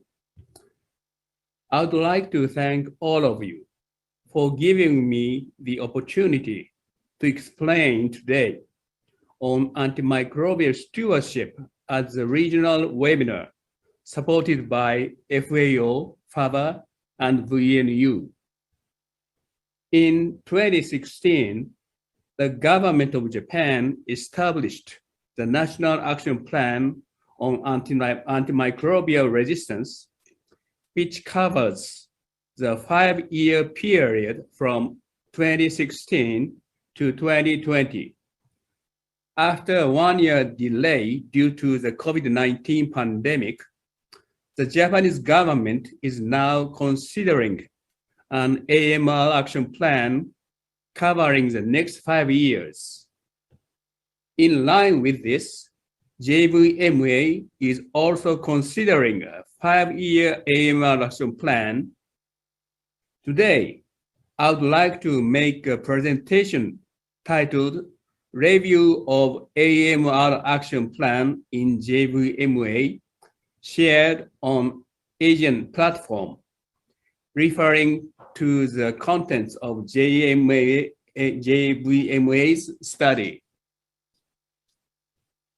On the other hand, FAVA has decided on the FAVA Strategic Plan 2021 to 2025 and established the Pharmaceutical Stewardship Subcommittee as one of the subcommittees to formulate a concrete action plan.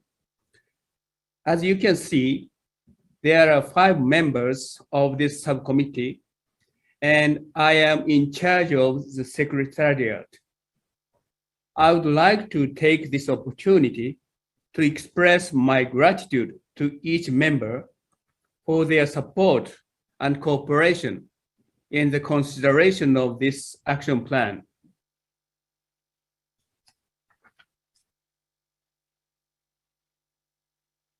The tasks assigned to our subcommittee in the FAVA strategic plan are the 4 items shown in the slide as follows.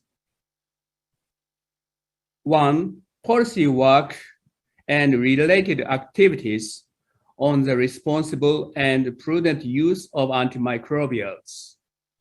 2, education, training, and public awareness on antimicrobial resistance. 3, advocacy on the availability and access to quality pharmaceuticals and biologics for veterinarians in Asia-Oceania region.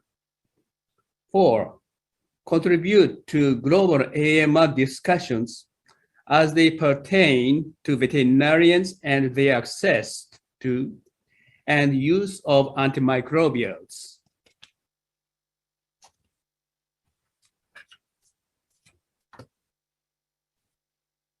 The target objectives of the FAVA Action Plan proposed by the JVMA are the following 6 objectives. Objective 1, promote public awareness and education.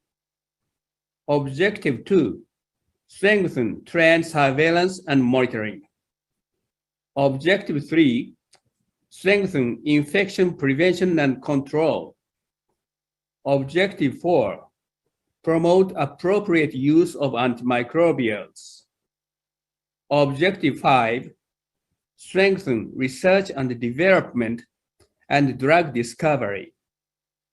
Objective 6, promote international cooperation. Objectives 1 to 5 are the same as the strategic goals of the WHO's Global Action Plan, but Objective 6, international cooperation, has been added in order for FABA to support veterinary associations in Asian countries.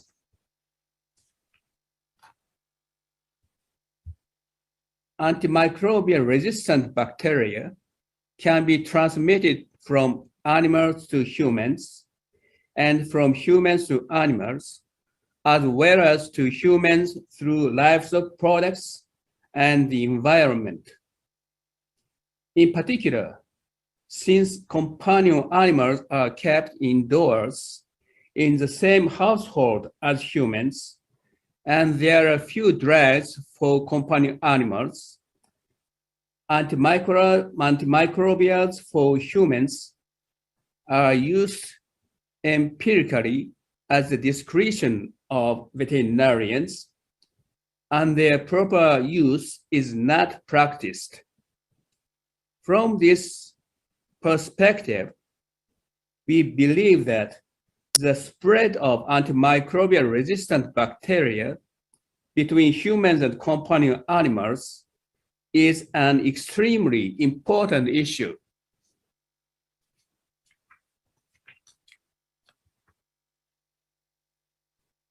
The major activities of the action plan are as follows. Holding a public symposium, joint webinar with FAO during the AMR promotion month in November, preparation of leaflets and guidebooks on AMR control and promotion of prudent use of antimicrobials. Requests FABA member countries to establish a nationwide monitoring system. Study and investigate a method for ascertaining the amount of antimicrobials used for companion animals. Request to FABA member countries to establish an antimicrobial stewardship system.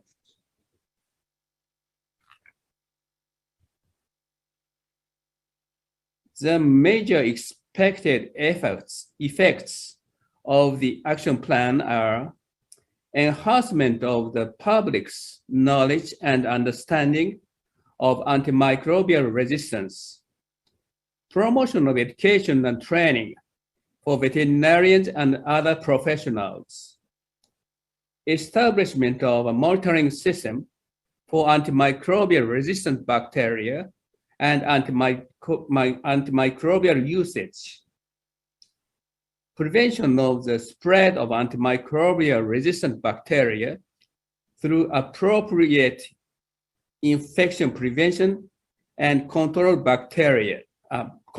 practices, promote the appropriate use of antimicrobials in livestock and companion animals, promote research on antimicrobial resistant bacteria and drug development to ensure prevention, diagnosis, and treatment of bacterial infections. Promotion of antimicrobial resistant measures in collaboration with FABA member countries and international organizations.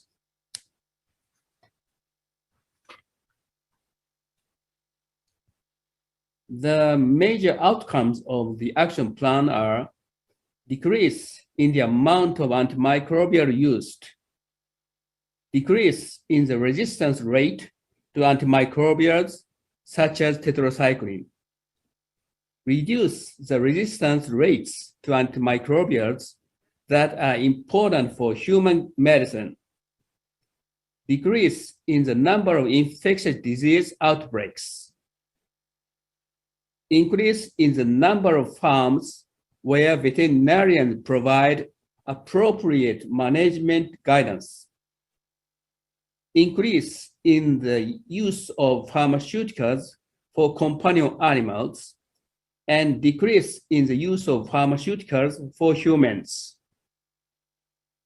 increase in the development and supply of pharmaceuticals specifically for animals, increase in the number of webinars and training sessions held in collaboration with FAVA and international organizations.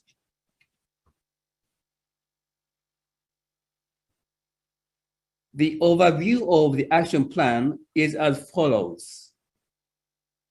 An action plan for antimicrobial stewardship only. The action plan covers both livestock and companion animals. The Fao Action Plan presents a set of general options and allows member countries to choose the ones that best match their needs.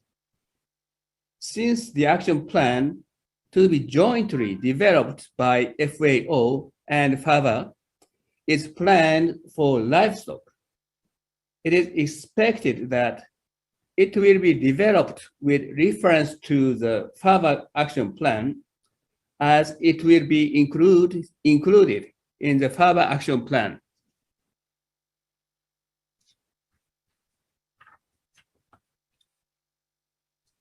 The next section describes the timeline, deliverables, and outcomes of the FAVA AMR Action Plan from 2021 to 2025. First of all, for any of the target items, a baseline survey on the current status of FAVA member countries is necessary.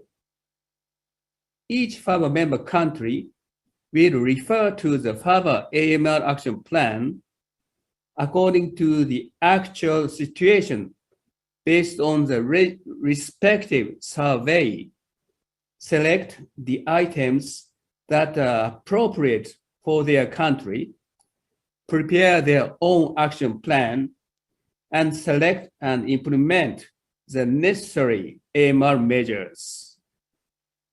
In the right column, expected deliverables are indicated in black letters and outcomes in blue letters.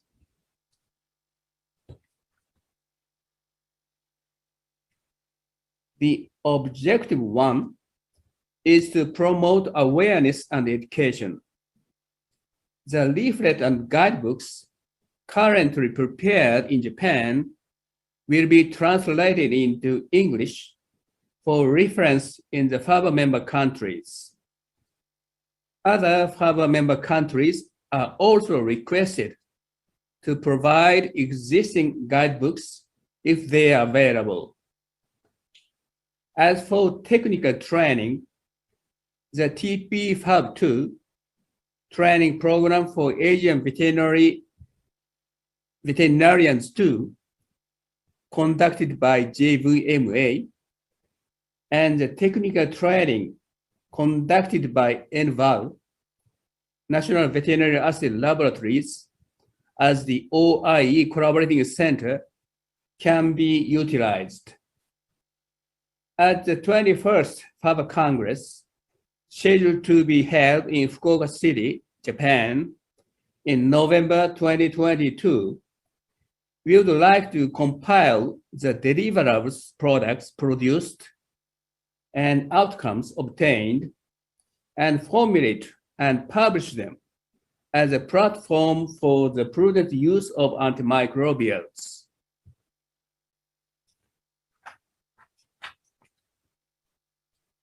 It is necessary to establish a nationwide surveillance and monitoring system in FAVA member countries to understand the actual status of AMR and the amount of antimicrobials used.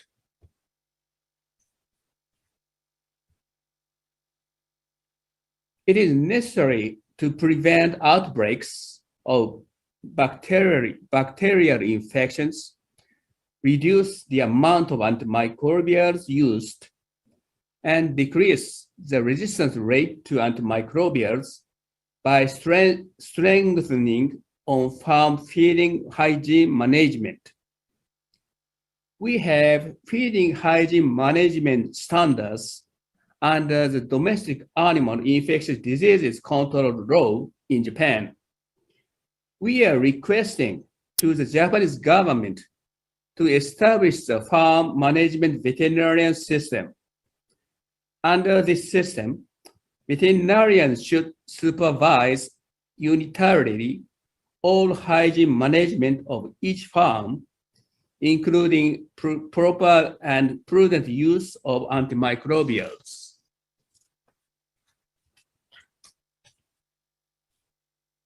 For the proper use of antimicrobials, veterinarians should promote the prudent use of antimicrobials and reduction of the amount of use, referring to guidebooks for each infectious diseases. In addition, a farm management veterinarian system should be established to promote the proper use of antimicrobials on farms under the guidance and supervision of veterinarians.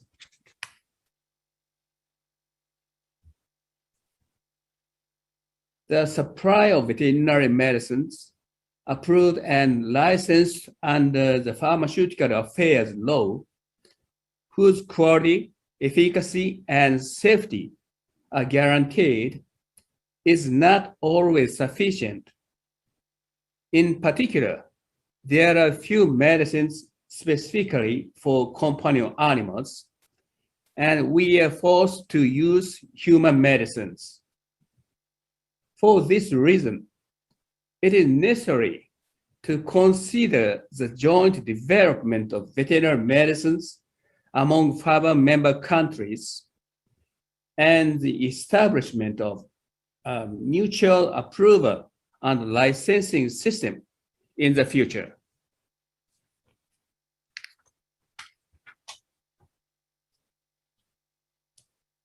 As for the promotion of international cooperation, FABA and FABA member countries need to hold webinars and trainings to disseminate knowledge and improve skills with joint planning and support from international organizations such as FAO and OIE.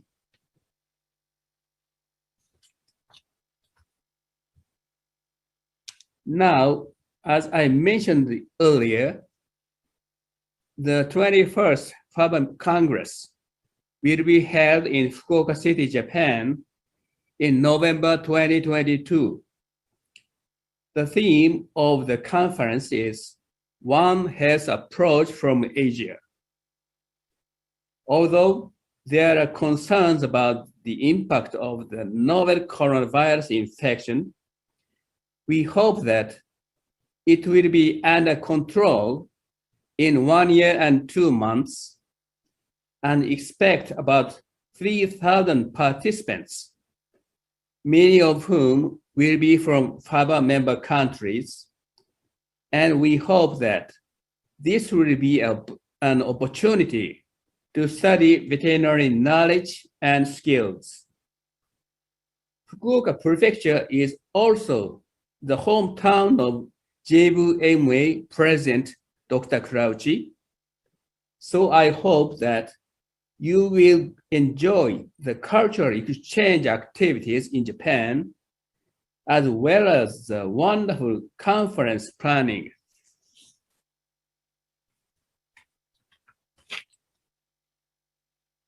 The Hilton Fukuoka Seahawk is the venue for the FABA conference, so please stay at this hotel and enjoy the conference planning and sightseeing in Fukuoka. I look forward to seeing many of you there. Thank you very much for your attention. That has been very helpful for us, Dr. Sakai. Thank you for sharing with the rest of Asia the JBMA's approach in your country's role in antimicrobial stewardship.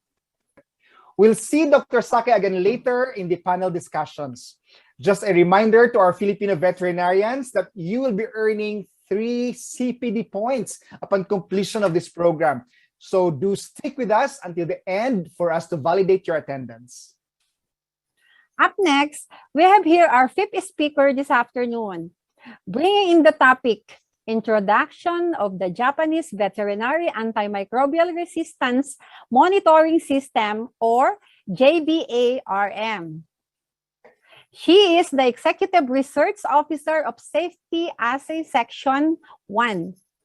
That's responsible for Japanese Veterinary Assay Laboratory Monitoring System, or JBARM, in National Veterinary Assay Laboratory, NVAL. She graduated with a Doctor of Veterinary Medicine from Tokyo University of Agriculture and Technology in 1995. After graduation, she took a position at NVAL. There, she engaged in both administrative and laboratory work, such as the approval examinations, quality control of biological products, and studies for infectious disease. In 2009, she obtained a PhD from United Graduate School of Veterinary Sciences, GFU University, on the study of avian infectious bronchitis virus. There, she was promoted to her current position in April of 2019, and she works on AMR measures in animal sector in Japan, along with JBARM. Please take the virtual stage, Dr. Yoko Shimazaki, for our fifth topic of the day.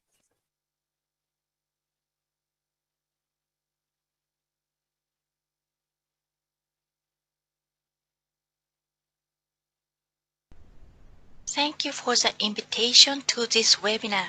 My name is Yoko Shimazaki. I'm working on AMR measures in the animal side along with Jberm. It's my pleasure to talk about our monitoring system Jberm and our action against AMR in animal side. Japanese Veterinary Antimicrobial Resistance Monitoring, we called Jberm, was launched in 1999 in Japan. The original purpose of establishing Jberm is to monitor the occurrence of antimicrobial resistance bacteria in food-producing animals and the usage of antimicrobials in animals. By this monitoring, we can identify the efficacy of antimicrobials in animals and also ascertain the public health problem and promote prudent use of antimicrobials. First, I explain the history of Jberm. The first year is to set up the method for trial. Fortunately, we had local government staffs who could cooperate the monitoring. In Japan, there are 47 prefectures, and each prefecture had several livestock hygiene service centers with veterinarians. We asked them to take fecal sample of livestock animals in farm and send to our laboratory. Then we isolate the bacteria from samples and measure MIC. For trials, we could set the monitoring system, but it was so tough for our laboratory that it was reviewed in later stage.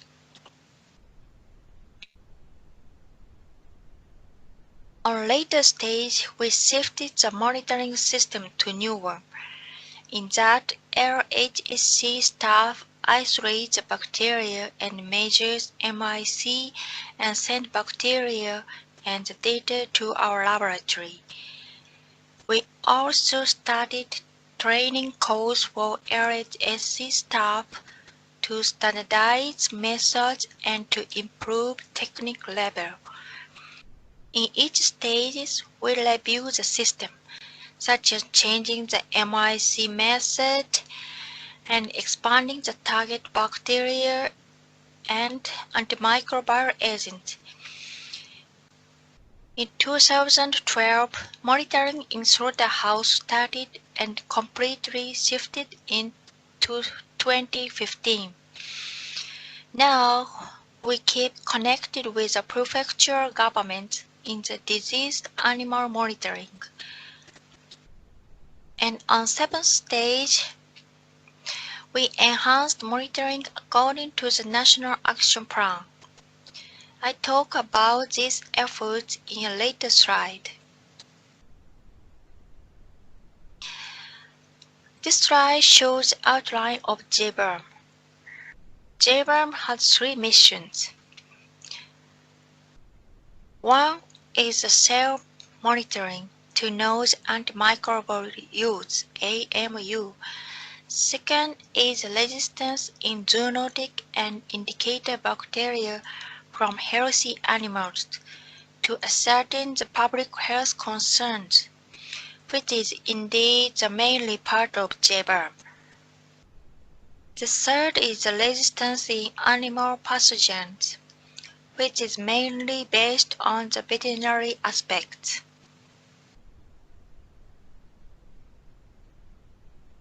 This slide shows the surveillance of antimicrobial use in Jberm. Under the Pharmaceutical and Medical Device Act, marketing authorization holder must report to NBAL the total sales amount of antimicrobials annually. The report includes not only sales amount but also these contents, such as estimated percentage of sales for target animals. Based on these reports, we compile this data and publish it. This is sales of each antimicrobial agent. Tetracycline is the highest sales volume, accounting for about 40% of total sales, and sulfonamide is the second. In Japan, tetracycline is readily available to use with low prices and is used widely. On the other hand, both fluoroquinolone and cephalosporin, which are very important human clinical side, were about only 1%. Some agents such as tetracycline and sulfonamide seem to be declining. This might be the result of the prudent use campaign and the risk communication. This slide shows sales of antimicrobial agents by animal species. Almost half of antimicrobial were used for pigs, followed by marine fish and broiler.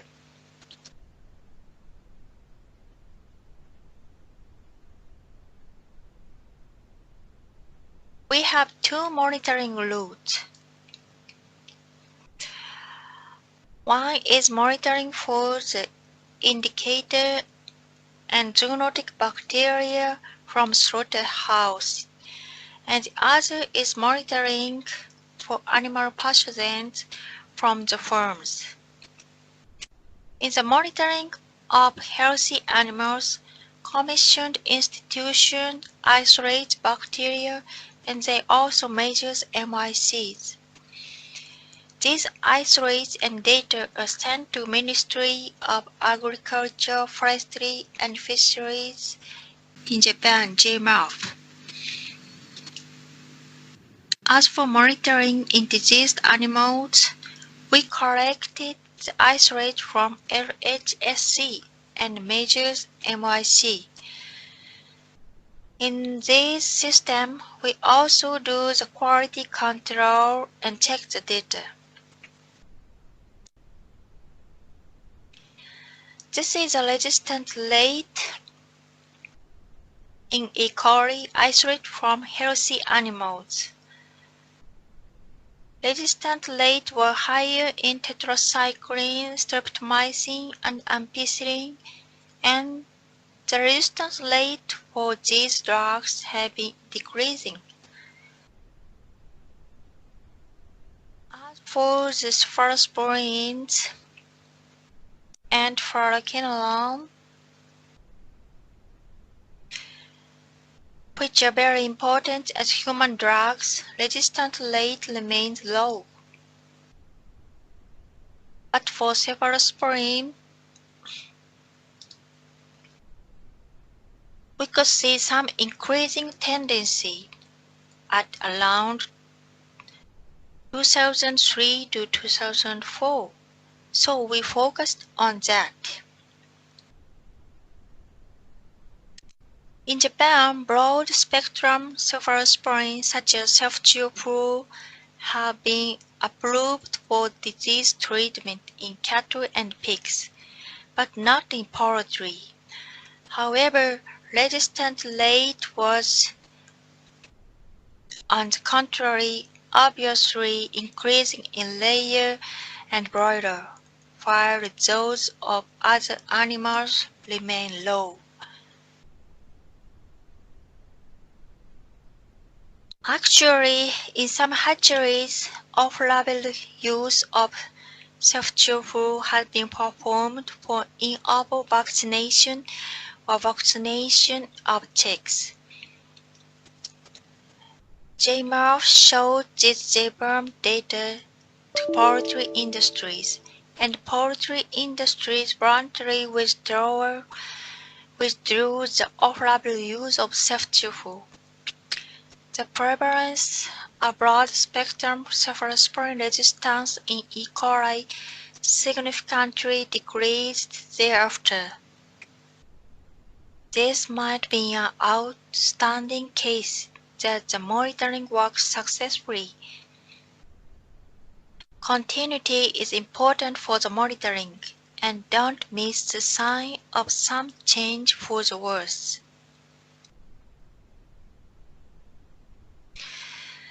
This is a number of isolates collected in Jberm from beginning. From food-producing health animals, E. coli, Enterococcus, Campylobacter, and Salmonella are collected. For diseased animal monitoring, E. coli, Salmonella, and Staphylococcus aureus are our main target bacteria. As I'll explain later, monitoring for companion animals have started since 2017. Therefore, about 3,000 isolates have been collected every year, and now, in total, about more than 30,000 isolates are stocked in our lab. With these isolates, we can do the retrospective research too. We also do the AMR training course for local government staff every year. In the training, we transfer the techniques such as isolation and MIC methods and share new information about AMR. This photo is a training in 2018. For the last 2 years, it was hard to hold on-site training because of COVID-19. So we do online training this year.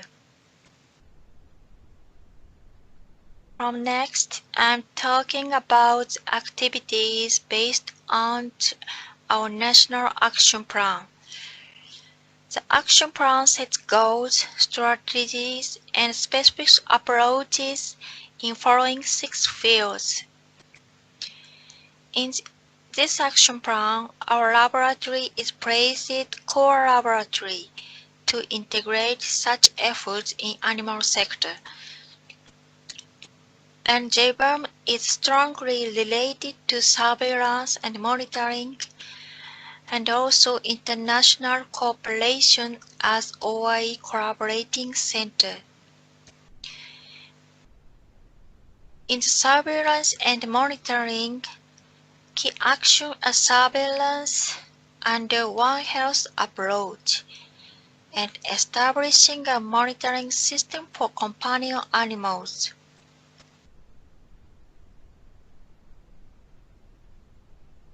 This slide shows collaboration with human sector monitoring in order to establish the integrated surveillance system. Judicious is a national surveillance program managed by the Health Ministry, designed to provide basic information on the incidence and prevalence of nosocomial infection and antimicrobial resistant bacteria. In the Judicious, more than 1,000 hospitals across Japan submit the MIC data to the Judicious server. The Judicious server can calculate resistance rate and make an antibiogram. We made a copy of the Judicious server and then enter MIC data from Jberm to the server. We make an antibiogram from data of Jberm. So we can compare the antibiogram of animal strain to that of human strains. To promote AMR measures based on the health approach, Nippon AMR One Health report was prepared every year to help overall trend. This report included MU and antimicrobial resistance rate in each area, and Jberm also collaborated to this.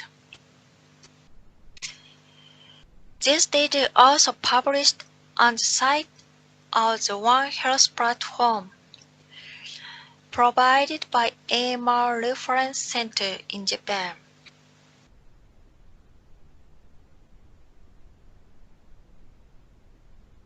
In this report, resistance rate of E. coli from human isolate and livestock isolate were compared. This figure shows the resistance rate for the third generation cephalosporins and fluoroquinolone. The red line shows the resistance rate of human isolate. Other lines show the resistance rate of livestock. The resistance rate of broiler has decreased recently after voluntary withdrawal of the use of third-generation cephalosporin, while the resistance rate of human isolate has continuously increased. And similar tendencies are confirmed with fluoroquinolone resistance rate. We also analyzed the genome of cephalosporin-resistant bacteria from human and animal using next-generation sequencer. The results show that the major type of resistance bacteria is different between human and animal sites. So, comparing and analyzing isolates in each sector will make it clear the relation and roots of the antimicrobial bacteria and contribute the progress of AMR measures.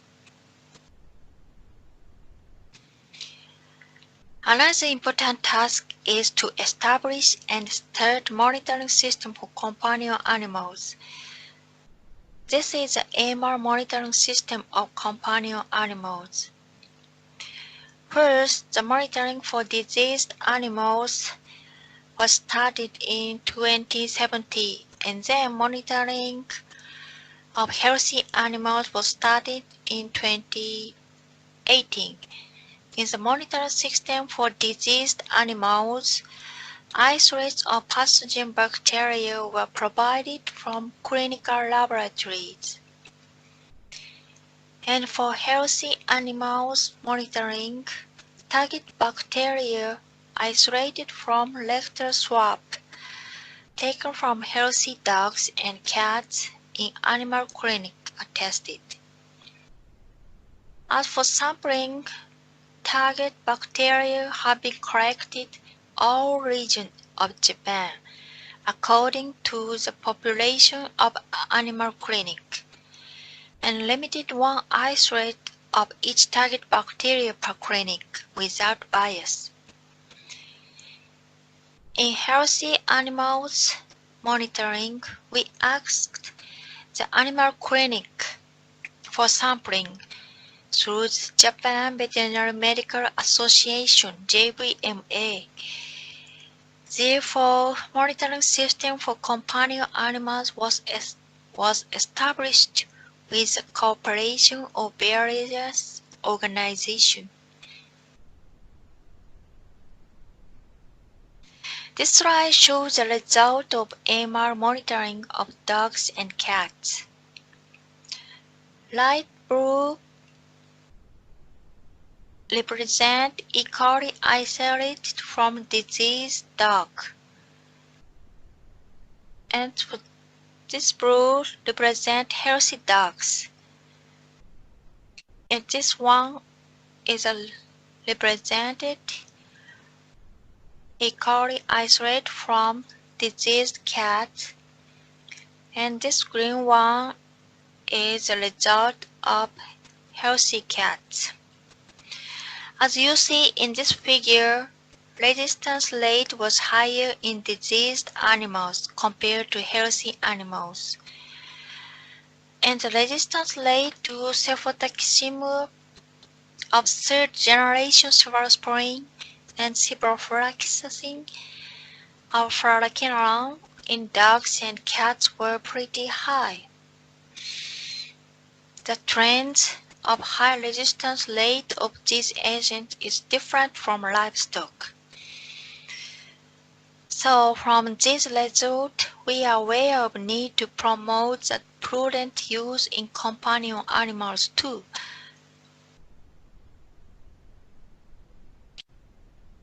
To implement strategic action for AMR control, nationwide monitoring is essential.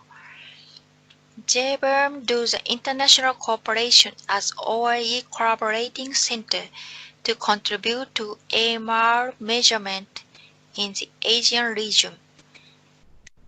Our laboratory have held training course on AMR. This training program contains laboratory training, lecture for the AMR measurement, and a session to establish and strengthen national AMR monitoring. And total participants of this training were 26 governmental officers in 14 countries. We had made many discussions and realized that we as colleagues in Asia, we are all facing similar problems to contain the AMR as governmental staff.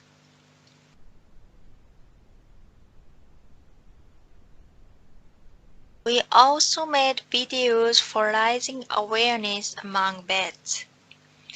These videos show the prudent use and the method of antimicrobial susceptibility testing. These are available on YouTube and have English subtitles, so please access to this QR code linking to the videos. Thanks for your attention, and if you want to know the details about Jberm, please access our reports on website. Thank you very much. Indeed, it has to be data-based. That has been an excellent talk, Dr. Shimazaki. Thank you for imparting to us some of your country's expertise and knowledge in AMR. I am hoping to see the same efficient systems implemented here in the Philippines as well. And last, but definitely not the least, we have here a well-respected name in the region when it comes to antimicrobial stewardship. Sharing with us the FAO Action Plan on Antimicrobial Resistance from 2021 to 2025. Docora, please introduce to us our next speaker. Of course, Doc Eugene, it's my honor to welcome her to this program. Our sixth speaker is the AMR Regional Project Coordinator at the Emergency Center for Transboundary Animal Disease Operations, or ECTAD, of the Food and Agriculture Organization, FAO, Regional Office for Asia and the Pacific. Part of her work has been on developing tools, strategies, and innovative solutions to mitigate antimicrobial resistance in the food and agriculture sector in Asia. Prior to joining the FAO, she served as the Science and One Health Coordinator of the World Organization for Animal Health, or OIE, Sub-Regional Representation for Southeast Asia, and as Assistant Professor of the College of Veterinary Medicine, University of the Philippines. She holds a Doctor of Veterinary Medicine degree from the University of the Philippines, Masters of Tropical Veterinary Science from James Cook University in Australia, and a PhD from Michigan State University, USA, where she specialized in antimicrobial resistance in livestock animals. Ladies and gentlemen, help me welcome to the spotlight our very own Dr. Mary Joy Gordoncillo.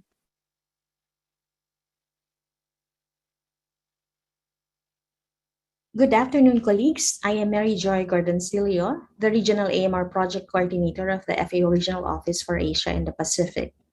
Today, I will briefly share with you FAO's Action Plan on Antimicrobial Resistance. Let me start by introducing a bit about the Global Action Plan, which is the multi-sectoral action plan on antimicrobial resistance endorsed by the World Health Assembly in 2015.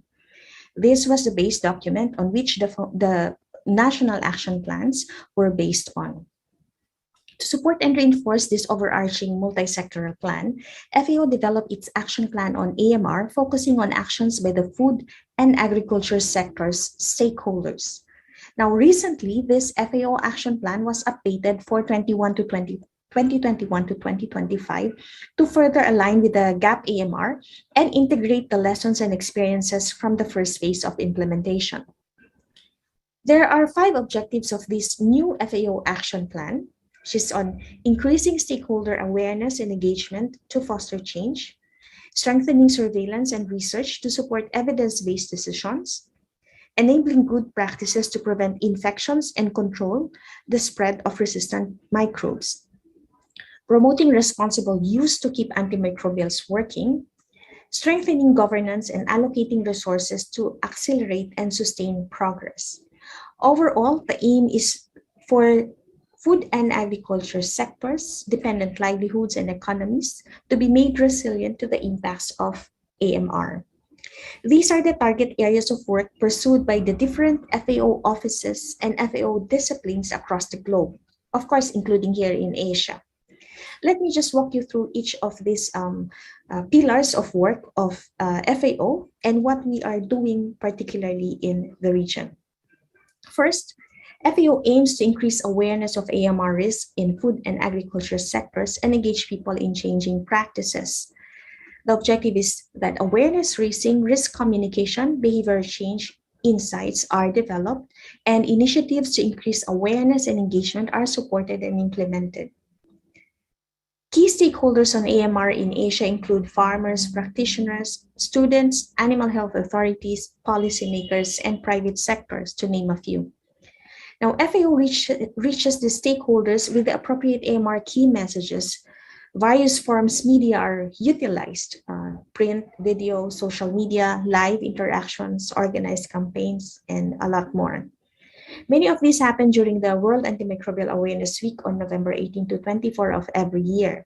And these are accessible resources that you may use should you be also taking part on the celebration of this global event. Now, globally, FAO also contributes to building evidence through strengthening surveillance and research on AMR, AMU, and residues. Laboratory capacity for generating high-quality data and metadata on AMR and antimicrobial residues are some of the areas that needs to be improved. Overall, FAO works to address this outcome, to address this desired outcome through placing efforts and initiatives on improving laboratories, epidemiology units, and overall implementation on AMR surveillance. At FAO Regional Office for Asia and the Pacific, we are working a lot on surveillance of AMR, AMU, and antimicrobial residues. This has been one of our major areas of work, and various surveillance tools and mechanisms are now available and accessible, and we continue to develop them as needed by the region. As you can see here, there are several tools on surveillance system strengthening, accessing resources and networks, tools for planning AMR surveillance, tools for data generation and management, which is basically the laboratory and epi component of AMR surveillance. There are also efforts to facilitate collaboration and access to expertise, and tools for progressive improvement and sustainability of AMR surveillance.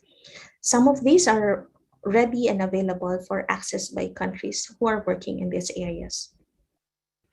FAO also aims to reduce the need for antimicrobials by facilitating adoption of various good practices in food and agriculture. This will be mainly through facilitating access to guidance on infection prevention and control and implementing interventions towards this end. Now, FAO Regional Office is building on the concept of IPC and WASH in human health sector. IPC being infection prevention and control, and WASH being water, sanitation, and hygiene, which are actually long-standing initiatives of the human health sector partners. FAO is trying to transpose these concepts through creating Agri-IPC and Agri-WASH, which are mainly focused on interrupting transmission of infectious agent across hosts and their environment, with the use of existing and future FAO tools. Now, FAO also contributes to the One Health approach towards AMR mitigation through promoting responsible use of antimicrobials in our target sector. Globally, the vision is to provide guidance and a reinforcing environment to facilitate intervention towards this end. Earlier, my colleague, Dr. Mader, who is leading this area of work at FAO RAP, has already described some of the current and future initiatives for this pillar. But briefly, we're working on creating platforms, technical guidance, reinforcing environment for the practice of responsible use of antimicrobials in the region. Lastly, FAO reinforces these various initiatives on awareness, surveillance, good practices, prudent use, by working with the governments and partners towards better governance and sustainability. We are trying to work on developing policies and regulatory frameworks for AMR containment, conducting research and innovation, supporting research and innovation and incentives in food and agriculture, and partnerships and multi-sectoral collaborations. FAO RAP works closely with countries and relevant partners in the region like FAVA to create networks and mechanisms for support and to build further synergy in the region.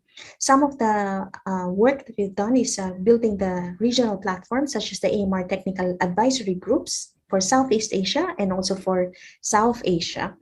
We're also building technical working groups for technical items raised in the region, and also facilitating regional coordination overall, and working with tripartite partners, OIE and the World Organization for Animal Health and the World Health Organization towards integrated One Health approach to AMR.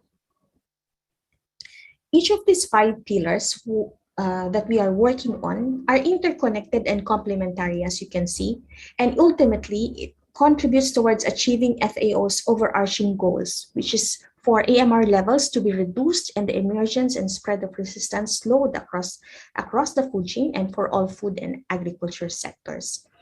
Also, for antimicrobial efficacy to be preserved while sustaining food and agriculture production. This is FAO's work and vision globally and specifically on this side of the earth in Asia. All these regional and global efforts are meant to support countries and stakeholders like you to complement and reinforce commitments to address this evolving global health issue. In the end, our collective efforts and working together, everybody wins.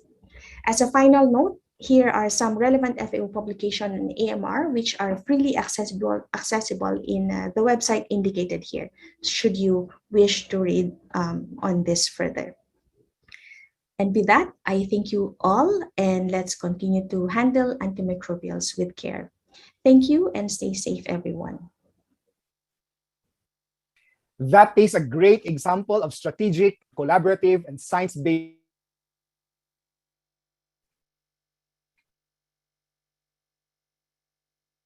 There's a lot of evidence on antimicrobial use and these links with antimicrobial resistance, which should review them on a case-by-case basis and take decisions with this. But it's true that antimicrobial use for preventative reasons is selecting for resistant bacteria, especially in farms with intensive productions. You have a lot of animals, and suddenly all animals are treated or exposed to drugs that kill the sensitive bacteria.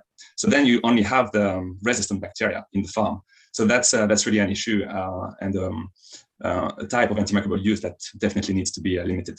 But again, we need to make decisions based on evidence. And there are some gaps, knowledge gaps for sure, and then we need to make some balances between rational and evidence, but it's never easy to take a clear decision.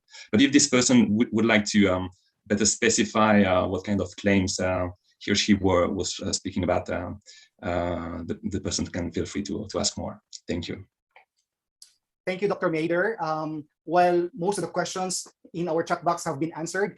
When this will be on Facebook, posted on Facebook, some of new attendants might not be able to see the answer. So for the next question, it's for Dr. Edna Zenaida Villacorte.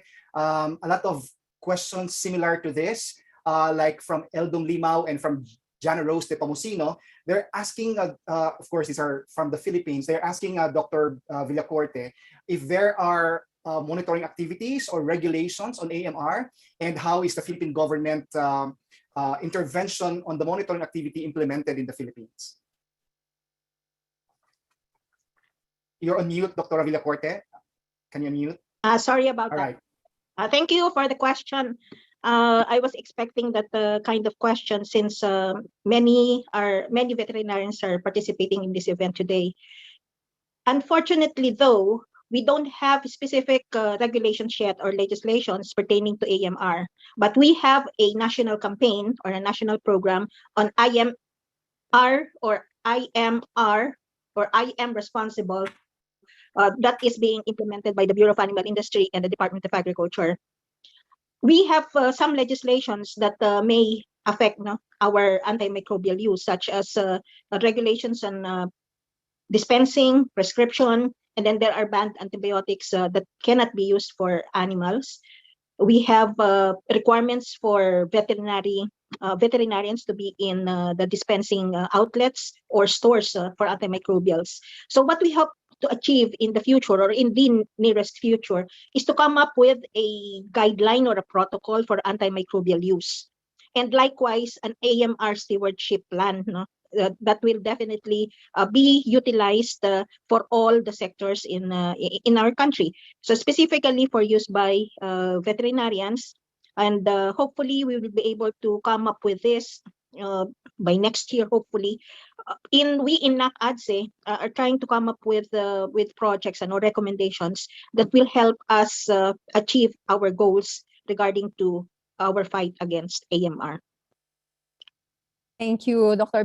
Edna Zenaida Villacorte. Actually, we also have a collaborative project between FABA and FAO. So next question, Dr. Eugene Mende for Dr. Loinda Baldrias. Two-part question po ito. Doc Baldrias, great study. How many samples were you able to study for resistance? What did you use for assigning resistance? What is epidemiological cutoff value of clinical breakpoints? This is open where research and practice need to align. Okay, thank you very much for the question. So medyo maraming tinatanong dito. In line with yung unang concern niya was how many samples was used. Ang pinaka-basis ko for sample collection was the data, yung ating data on what sample, for sample size determination based on Smith 1995. Yun yung naging basis ko for the number of samples that has to be taken by producer.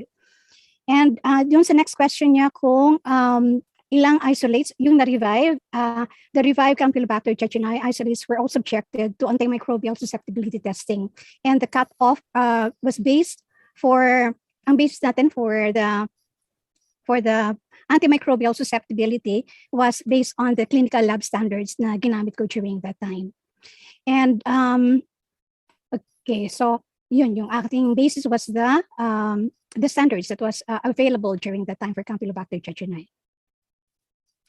Thank you, Dr. Baldrias. Before I go to my next question, I have a question here for our veterinarians who are participating on our webinar today.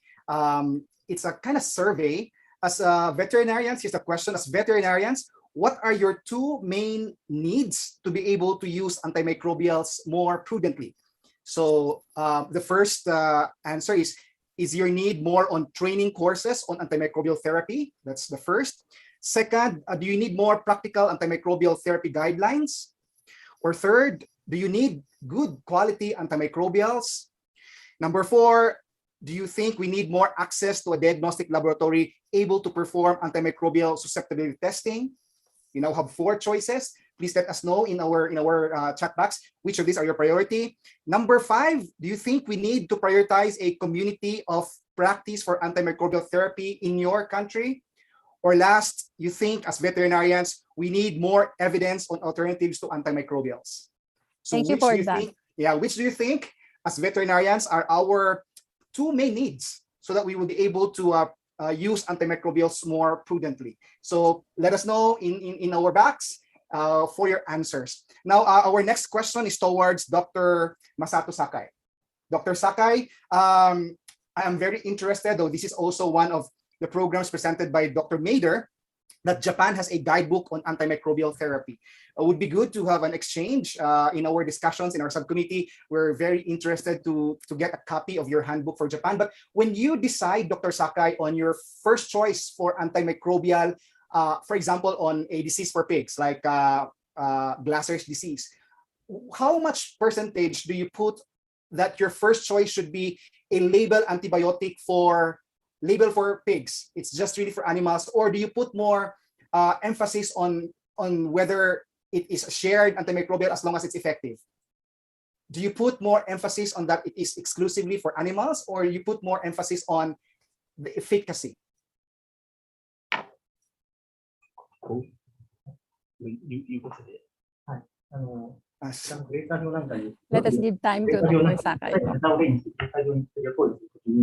動物薬であることを優先して使用するか、それとも薬効を優先して使用するか。重視でしょ。はい。I'm sorry, but I cannot speak English so well. But of course, veterinary clinician used for efficacy to these animals. But we have a big problem in the field of companion animals rather than the livestock field, because we have not sufficient antimicrobials for companion animals, so we have to use the pharmaceuticals for human use. So it's very difficult to combat antimicrobial bacteria, resistant bacteria in the field of companion animal.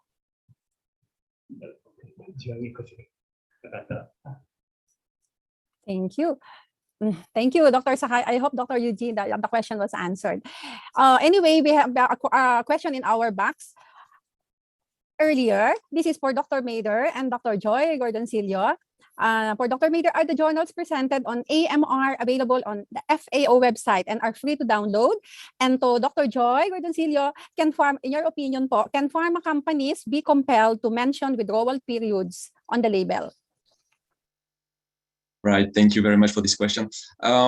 So indeed, I mean, we presented some resources, but so fast in the slide, so it's not easy for you. But I will, I mean, most of these resources, at least the FAO documents, are available in FAO websites. On the other hand, there were some publications from peer-reviewed journals. So these are, you can find them on PubMed, especially, for example, the paper on what is antimicrobial stewardship, which I recommend reading, is freely, I mean, all the documents I mentioned are freely available online. I think we'll try to find a website with some of these resources and share it in the chat box for everyone. Joy, I think it's for you for the second part, unless you wish me to. Yes, for the publications, the link is also in my PowerPoint. So if you click that link, I think the PowerPoints will be shared, and I put the link for the publications. Now, for the question on pharma companies, of course, it will depend on the country's policies and legislation. So it will depend on the drive for the countries to have them established, and of course, not only having the legislation but also implementation. So if it's going to be monitored, so it will really depend. And so I think there was one question earlier about our roles and all that. So it's not just on the shoulders of veterinarians, but also, you know, it's everybody's responsibility, including policymakers and those that are observing and doing the implementation. So of course, this is possible. It depends on the willingness and, you know, the drive of the respective countries to have this as a policy. Dr. Occidental, can I add to that? Sure, Dr. Villacorte. Yeah, in the Philippines, we have requirements for putting the withdrawal period on the label of the veterinary drugs. Yes. So we have that, and we have a guideline on the withdrawal period to be followed for the antibiotics. Okay, and so all the veterinary drug companies should be compliant. Yes, Doctora, working for PVDA, I'm sure you know that it's required in our labels. But there's a question here for Dr. Valdrias, which I'd like Dr. Shimazaki to also give her input on this question. This is from our chat box. This is for Dr. Valdrias. Dr. Valdrias, I am very concerned about the lack of data to establish causality of residue and attributing it as a reason for resistance formation. For all we know, this bacteria were already resistant even before treatment was given. Was your data subjected to risk analysis to establish exposure, occurrence, consequence, or a dose-response relationship? The conclusions you generate to support the non-use of antibiotic use is spreading fear instead of encouraging responsible use. Dr. Valdrias? Thank you very much for the question. To answer, the detection of residue in the meat of the birds was used as basis as to what possible antimicrobials were used on the birds when they were being raised. So basically, that was used as a basis for antimicrobial usage. And it was mentioned that there was a conclusion that that non-use of antibiotics was done. I did not make any conclusion on the non-use of antibiotics because we know for a fact that we really need antimicrobials in the treatment of our animals.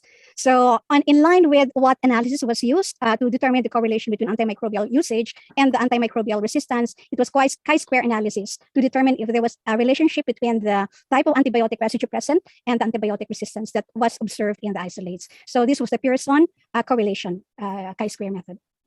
Wow, very technical, Dr. Valdrias. I'd like Dr. Shimazaki to give her comment because in her presentation, the National Veterinary Assay Laboratory of Japan focused more on measuring MIC of the antibiotics and also on the molecular epidemiology for resistance mechanism. And I did not see there a focus on residue. Dr. Shimazaki, can you give your enlightenment on this? That is Dr. Shimazaki with us? I think she's no longer with us. Okay. She wasn't able to join our live panel discussion. Anyway, from our BConnect Tech team, dear all panelists, our session time is up. Thank you very much for today.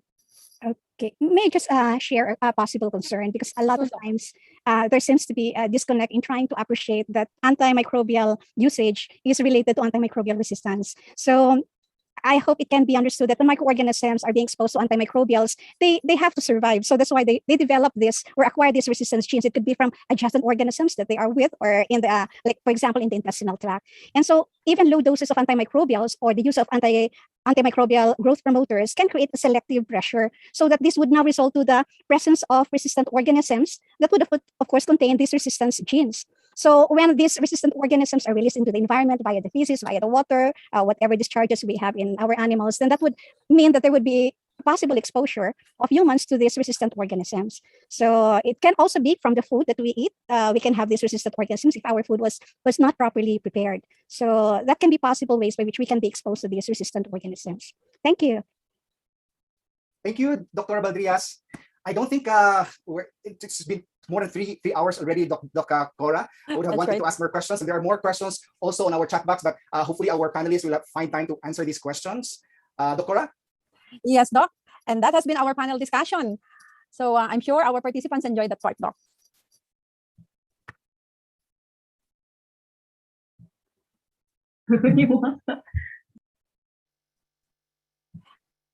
Before we put this webinar in the wraps, I am honored to welcome to the spotlight the hardworking FABA Vice President and President of the Japan Veterinary Medical Association, Dr. Isao Kurauchi, for the closing remarks.